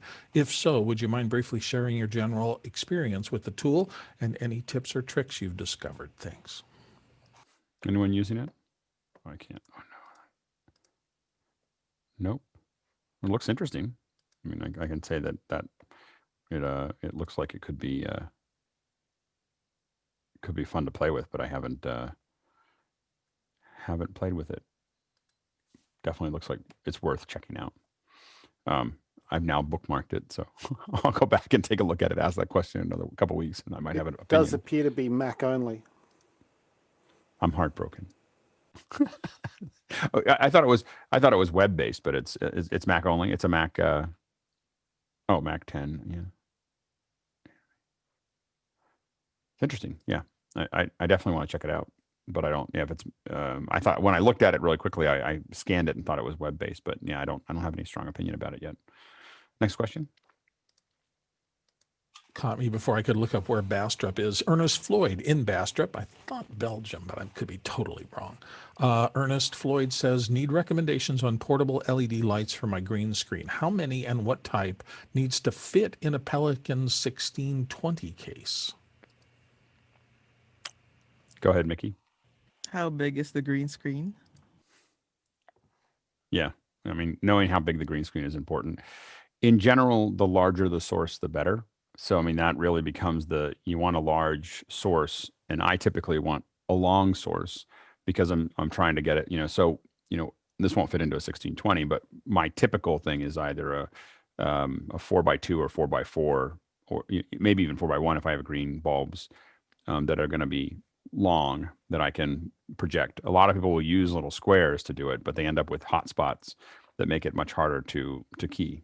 So long sources or large sources are good. You just have to make sure you really flag them off so you're not affecting the foreground with those for it. But and they just need to be powerful enough. And again, you can do green on green if you do flagging. You can't do green on green if you don't do flagging. So, but you want to try to get a nice solid source. Oh, since someone else is raising their hand, we'll go to the next question. I apologize. I put you in Belgium, Bastrop's in Texas. Okay. Yep. Go ahead. Keep going. Craig Gibson, Washington, D.C. Time to upgrade to a 10G network. What managed switch does the panel recommend? I always hear Ubiquiti mentioned, but I also hear Ubiquiti doesn't play nicely with NDI. Haven't had any problems with Ubiquiti and NDI? So I would keep on leaning towards Ubiquiti as kind of the best cost-effective solution for most of those things. Next question. Michael Vosbein is in next with, I plan on starting an open recurring Zoom room around a specific endeavor with no intentions of monetizing it. I would also like to stream it to YouTube. It raises some IP questions though. Do I need to have the persons participating sign a release? Would I be the owner of the recordings? I don't know. I would never do that. I would never do a thing where we get a bunch of people to sit around and talk about something and that streams to YouTube. So no. Do I detect a note of sarcasm? It sounds like I would. I think that what I will say is that if you have no intentions of monetizing, I think you're fine. I think that when you start just know that if you change your mind and decide you're going to start monetizing, having a bunch of people with content in there, you really can't sell it. If I went back and started selling the old office hours, it would kill the community and everyone. And there'd be a whole bunch of gnashing of teeth and and everything else that went along with that. So you just have to know what you want to do. I knew that I wasn't going to monetize it when I started it, and I knew that it was all going to be people choosing to do this, and but I wouldn't. As soon as you start adding money to it, I can just tell you from experience, it starts to get complicated pretty quickly. Go ahead, TJ. Yes, as the instigator or the person creating the recording, you will be the copyright holder of that recording. Yeah. And if you are doing for money commercial thing, you need a model release, because there have been cases set in the US where people have gone back 30 plus years and said, oh, you did this without a model release. I get lots of money from you. So, if you add money to it, it gets complicated pretty quickly. Go ahead, Peter. Yeah. Also, don't forget, under 18, you need a parental release, model release. Otherwise, you'll be crosswise with COPA. Yep. Next question. Maggie Barton Baird from Edmonton is in with our last question for the regular set. When you all interrupt each other, the sound doesn't seem to be suppressed like it often is. Is this in your settings in the Zoom, or due to the high quality microphones, or something else? It's because we're wearing headphones. It's because the echo cancellation isn't being activated. In general, there's a couple of us that may not have headphones on, but almost all of us have headphones in. Go ahead, Mickey, and then Andrew. That's exactly what I was going to say. Yep. And we raise our hands. Yeah, exactly. We don't interrupt each other that much, but when we do, the reason that you get full duplex audio is because we don't have echo cancellation going on, and so and everybody else does. in Zoom. I mean, almost everybody else doesn't do that, and so they have that problem. So the reason that ours sounds cleaner is because of the headset, and that is the secret to the operation, or one of the secrets. Next question. Well, that takes us out of first hour stuff. I think we're entirely, and we have one marked video, but I think that's second hour. Yeah, we'll make it in the second hour. And so now what we're talking about is just some suggestions for what people would like to see for the second for the next year in the second hour for video, things that you think that we should cover in the and some of them I think are still questions that are related to that, but we'll still answer them. But when we think about what you want to think about now is and I'll open this back up again. I kind of closed it. I closed up the questions because I was like, we'll never get to the bottom of it. I'm going to open it up again. But what you want to do is just put in suggestions for things that you'd like us to cover in the second hour. We're just trying to brainstorm a little bit about what those are. And in this case, if panelists want to raise their hand and bring something up, you can do that as well. But we'll go ahead and first go through a bunch of we'll first go through the comments that are here, and then we'll go to the panelists to raise their hand to suggest new comments. So go ahead, Bill, what's the first? Mark Hadley is the first one we moved over from Seattle. Recommendations for hardware to go from vMix software on an iPhone 12 Pro to USB-C Lightning 3 port on a Windows laptops. And also, why can't the HDMI output conversion be done in software? Is it a computer processing power or some other reason? So this is still kind of it's a video question, so we'll still answer it, but it's a there's the problem is that the HDMI, theoretically, I don't know why you couldn't have have the computer internally be able to just see USB-C, like see HDMI and somehow coming through the USB-C and process it. But the Mac traditionally hasn't been set up that way, Peter. I suspect it has something to do with copyright protection. It could. But there's hardware inside those chipsets to make sure you're not doing something you shouldn't be doing. Yeah. I mean, it definitely could be that. I don't know why that's the case. I've been trying to figure out the whole like getting my iPhones connected to my ATEM. I'm close to it. I've got a couple different adapters that I'm working on. So next question. Mike Burns from here in the panel in Spokane. How about a voiceover theme for a second hour? I know we've had some male pros on the panel. I can twist my wife's arm to come on office hours and talk about her VO work. She narrates for Audible. An attendee the other day asked that we try to get more women on office hours. Go ahead, TJ. Yeah, I'd love to see Mike's wife on the panel and talk about her experiences. Absolutely. Yeah. I mean, it's more of an audio second hour, but I think that I'd be definitely interested in doing that. We could keep on doing voiceover ones, talking about it and bringing different people on. So I would love to have your wife come on and talk about it. So we'll get that in sooner than later. Yeah. She's done a couple of books on tape, and you could also hear her do the Washington Post every day. Nice. If you subscribe to Audible and you go to the Washington Post channel, you'll hear her narrate news every day. That's awesome. From like 3 to 5 every day. So yeah. Well, I'd love to talk to her about that experience too. Like that's because I think that has been. I've been kind of amazed that. Magazines and newspapers haven't moved to an audio read earlier than this. I think that The Economist has been doing it for a couple of years, which makes it a lot easier to absorb a lot of The Economist walking around, but I haven't heard the Washington Post. I know Apple has picked up doing a ton of audio within the news app. Go ahead, Bill. There are quite a few places all around the country that do that for the print impaired community.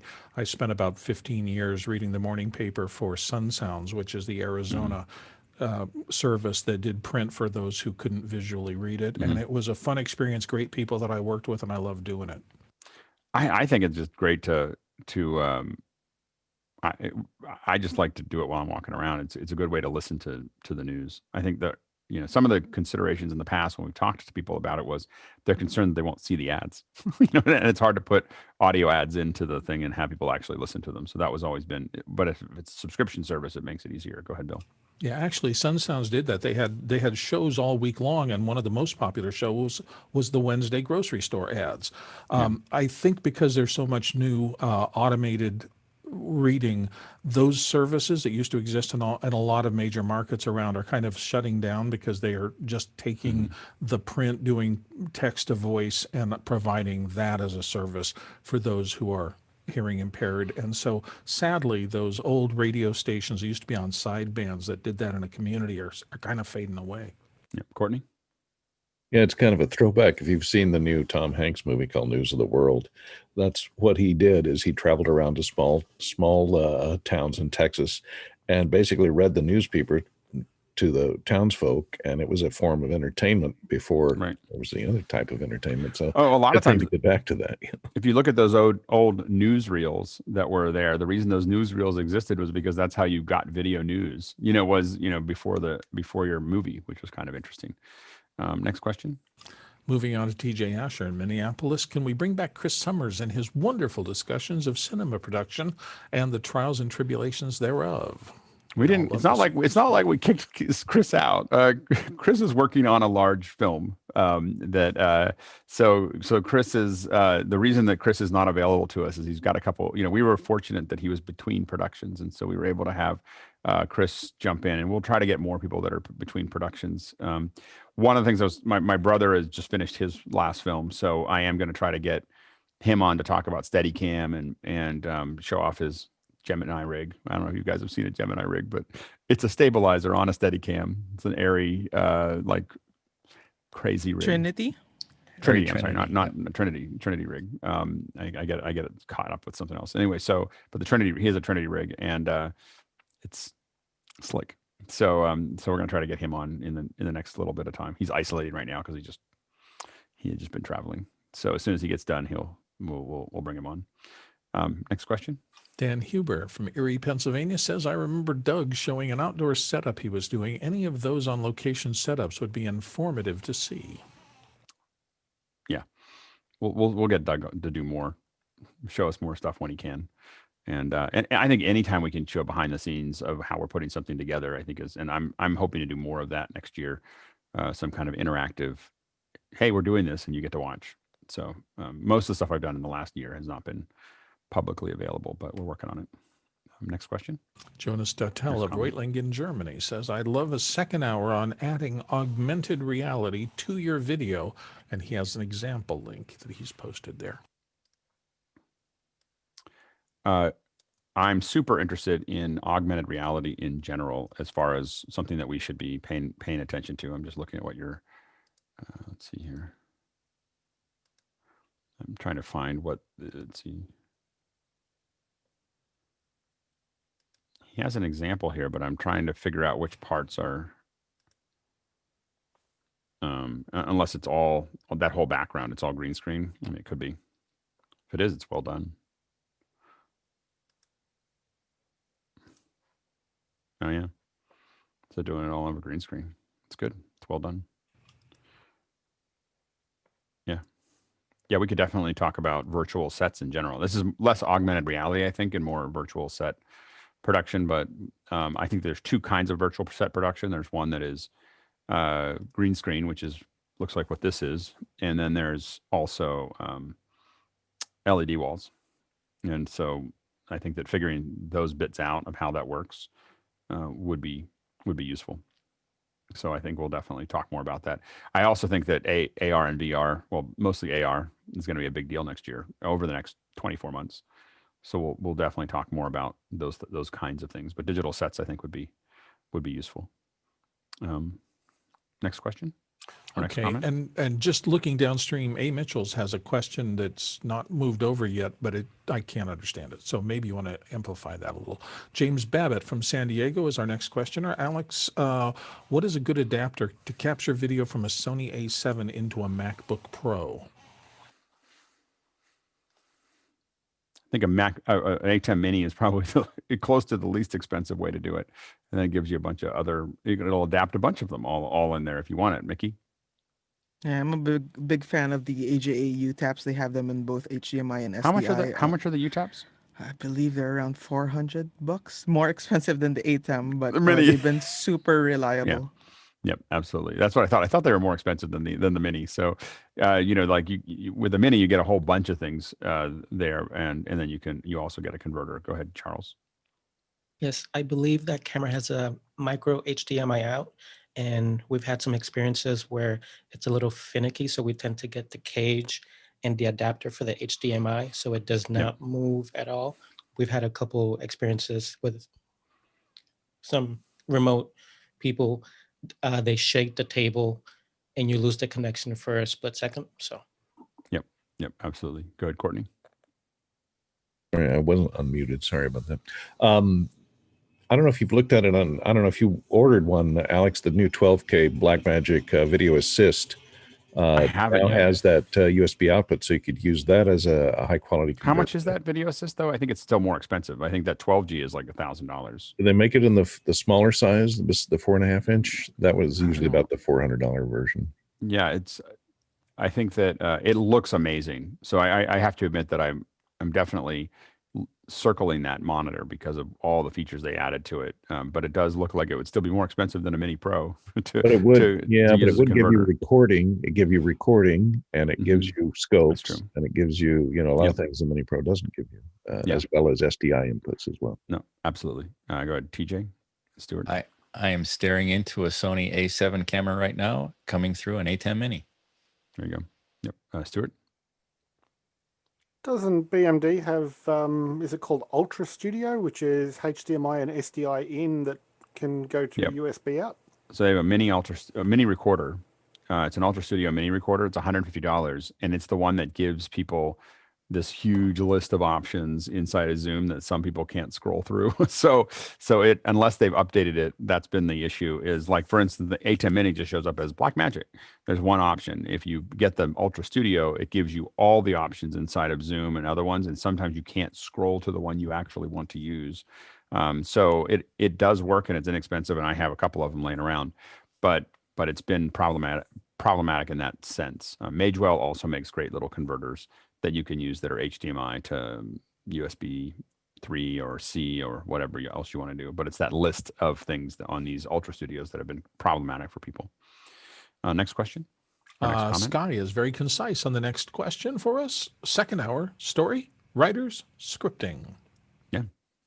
I think we could. I don't know if it'd be in a video subject, but we could find a place for it to do it in one of the. I think that one would literally. I personally think that would live on a Thursday.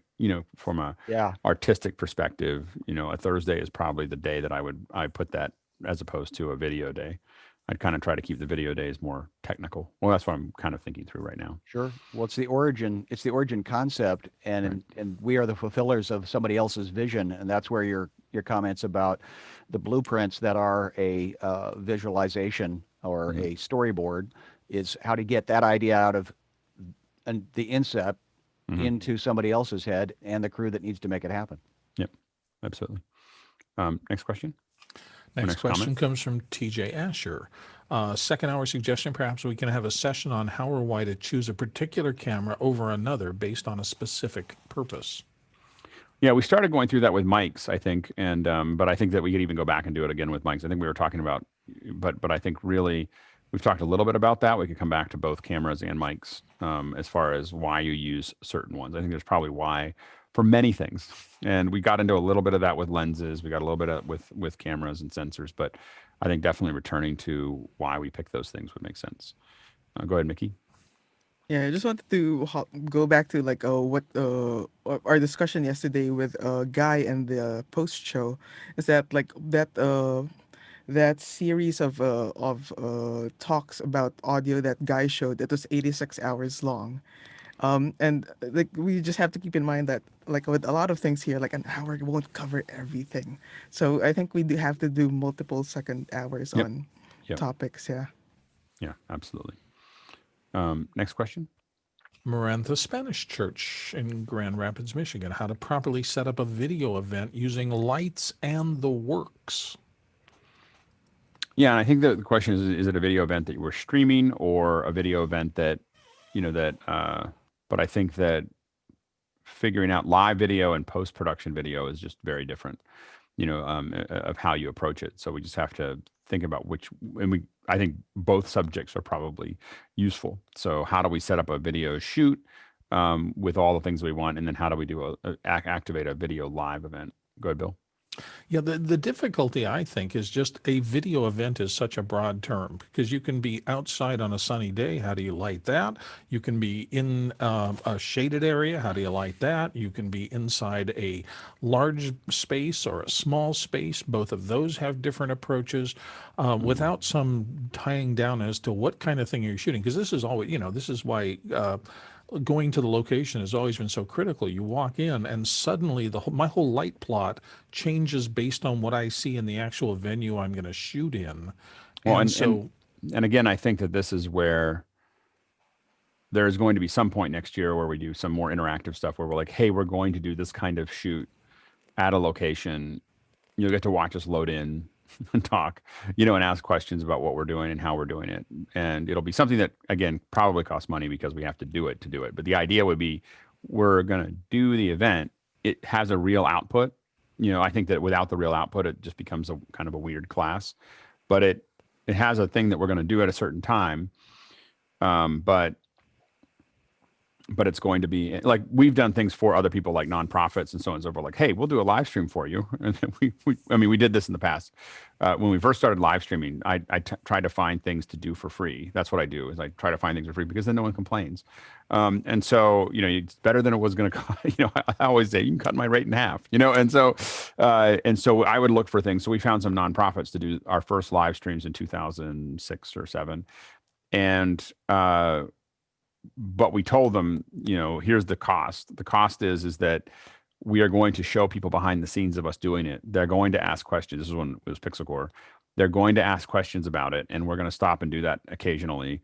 And we're going to do it the way we're going to do it. Like, we're not asking you how you want the live stream. Like, we're asking you what you want us to stream, and then we'll tell you how that's all going to run, because it doesn't work for us to do it for free if I didn't say it this way, but it doesn't work for us to have a civilian tell us that has never done this before, to tell them how they think that should be done. Doesn't help me. It doesn't because I know it'll be all messed up, and so because if you haven't done it, you haven't done it. You can't design a football play if you've never played football, and so we set some pretty hard restrictions for it. Super valuable though. Like, it was like, and letting people listen to the comms is the thing, if we tie it in where your right channel is program and left channel is or other vice versa. It was left channel was program and right channel was like comms. You just hear what it took to create the show is super, super powerful. Bill? Once upon a time, and the reason this is so complex, and I love it, and it's just great, rich content. I once did a 14 camera shoot of a jazz combo, and the jazz band had five or six players. The lighting plot for that, because we were trying to both make sure that every person who was performing had a decent shot from the camera, from 14 different cameras. Some cameras weren't on one player or another, but at least good overall coverage, then specifics, but keep the light level low enough so that it looked like we were in a club rather than looking like we just tossed a whole bunch of light in it. It's a very delicate and very difficult thing. You can learn a lot of lessons doing that kind of shoot, but that's totally different than I'm going to shoot the orchestra on stage with lighting. And again, I think that it's where I aspire to go with where we're going. The bigger our group gets, the more viable that becomes, because if it's, if there's 2,000 people all willing to pay, $20 or $50 to watch it, we have a really big budget to go do something big. It doesn't take very much if we spread it out among a lot of us. If it's 200, it costs more per person to do something smaller. So that's why we're always like encouraging people to share and grow the community, because it allows us to, as it grows organically, it allows us to do more. Go ahead, Sky. Well, again, to your alt learning opportunity, the last 3 days I've hung out with the post show, and I have learned significant details of gardening from TJ. I've learned significant details from Brian about the amazing things that I had no idea that not PowerPoint, opposite of PowerPoint, the real Keynote could also export animated GIFs. I had no idea, and all the other, not just the transparency functionality, but that was a much more one-on-one isolated thing. But again, as far as an alt learning concept, I love the mass appeal that you're talking about, but this intimate opportunities that we're having in the meetings and the rooms is magical as well. I don't know. And I where think that, both of those are important. Yeah, Yeah, yeah, both of those are, and I think that for people who want to do a vertical, like I think that this idea of like doing vMix, not everybody in office hours wants to learn how to put vMix into AWS, but if there's 20 or 30 of us that want to hang out on a Saturday afternoon and figure it out together, it's worthwhile to do. And allowing Discord in some cases allows us to subdivide, and talk about the things that we're most interested in. But I definitely want to make that more of a platform thing. And then, one of the other things beyond just shooting that, I've been slowly moving towards, and I'm very close to it now, is I might shoot some stuff that maybe it's not the best thing in the world, but I'll show but it's me figuring it out and us figuring it out together. And in the same way that Sky's done some of this and Hosmuk. Right now, my little challenge is, can I shoot a cooking show with all iPhones with an A10 Mini with Filmic Pro? Is kind of like my little thing that I'm slowly putting all the pieces together for. And because I was doing a bunch of testing with iPhone 12s, I've got a bunch of iPhone 12s sitting around. So the idea is to get a bunch of iPhone 12s with Filmic Pro with control and tie them into a switcher and switch back and forth, and maybe even let somebody else switch it remotely and do things. But I'll show you guys how I make breakfast. Like there's a time, it's really important that I stop at 6:43 because I have just enough time to make my breakfast. I make tea, I make breakfast, and I set up my wife's coffee so that that's like, I have this little display that I do for her in the morning. So all those things happen in a very specific way. And so the idea is that the idea though is to show how I make either burrito or my rice thing that I do. And, but it's more of it's not really about what I'm cooking. It's really about, how to shoot cooking.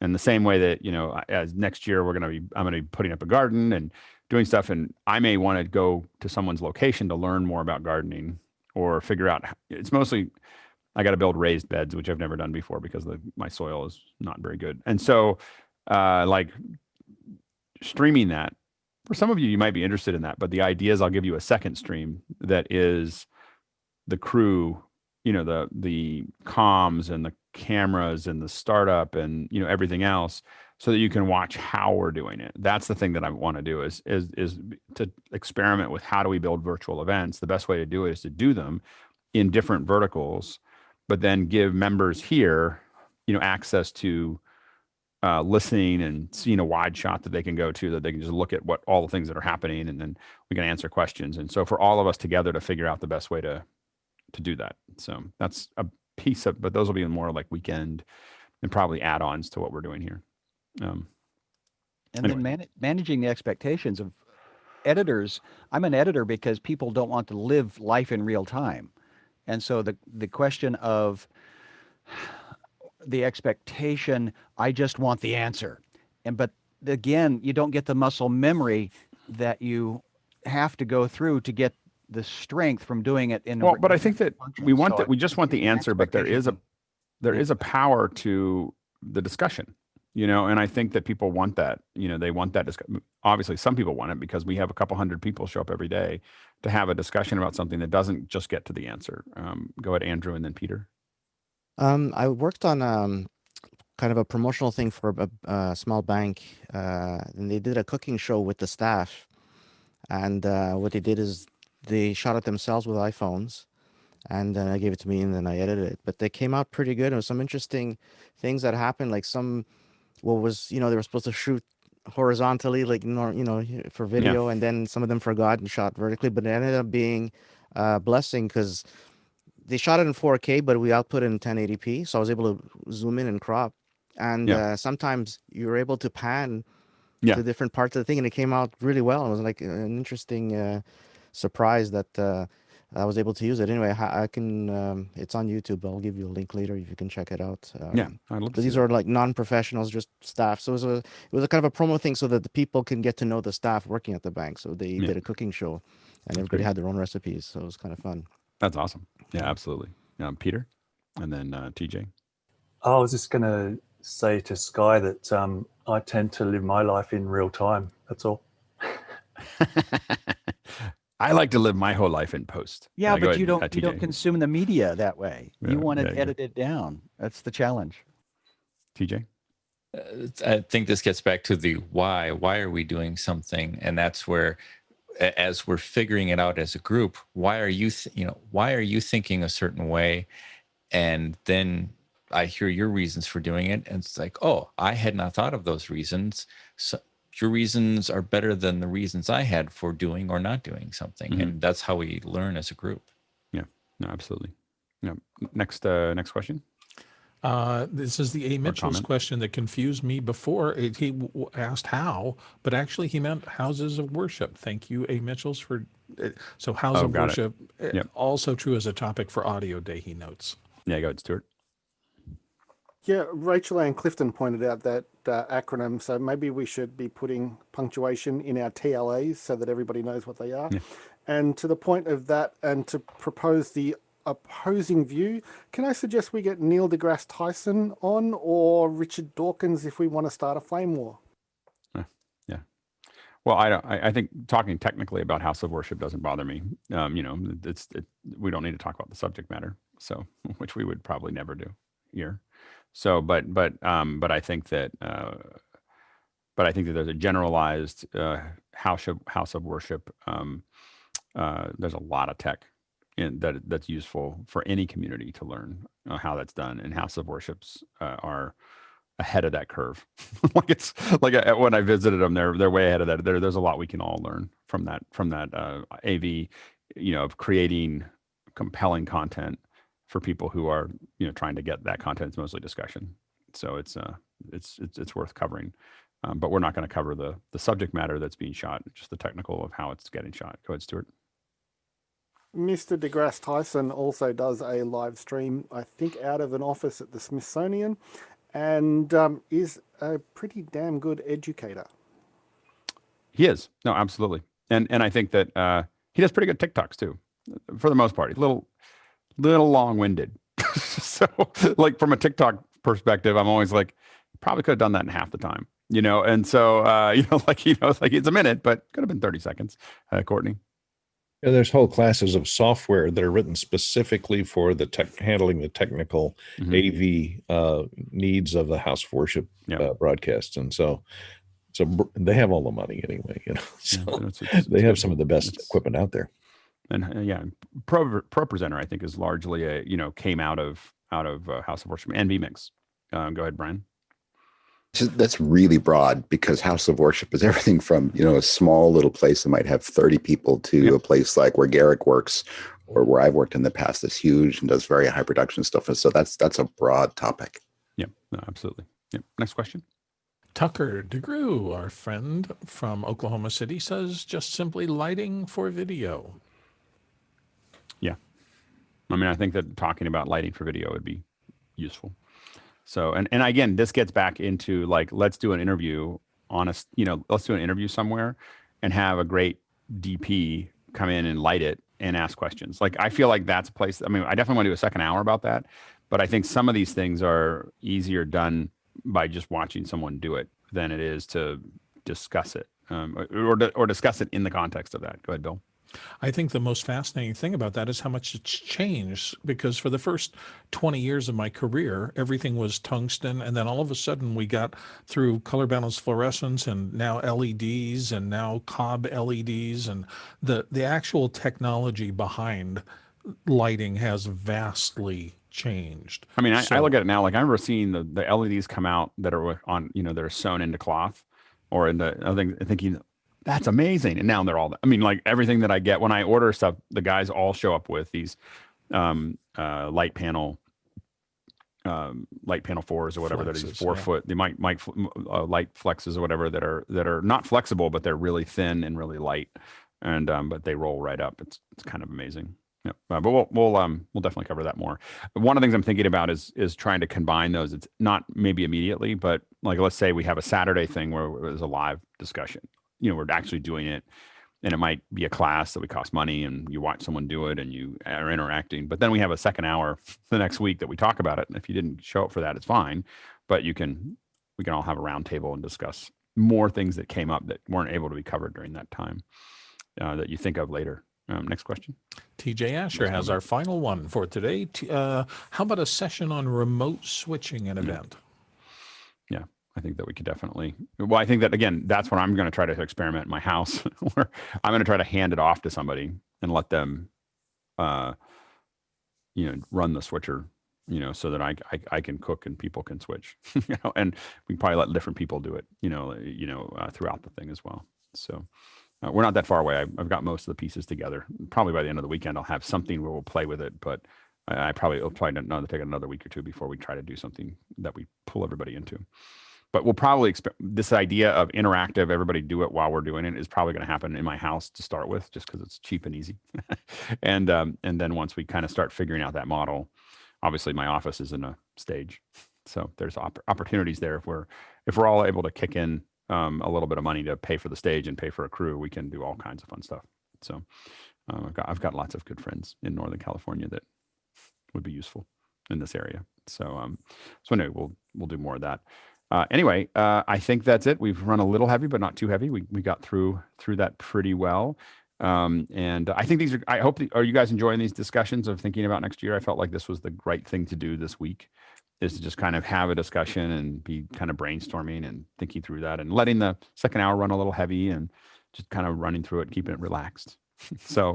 Anyway, as always, I really love hanging out with everybody here. And so it's always easy to get up and get it going. And so I'm always looking forward to seeing you.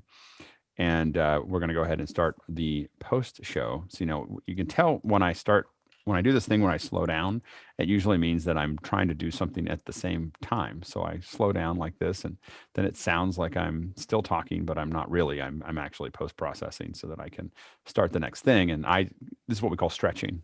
See how I just start talking through that? It's this. Yeah. Stretch. So I'm stretching. Now I'm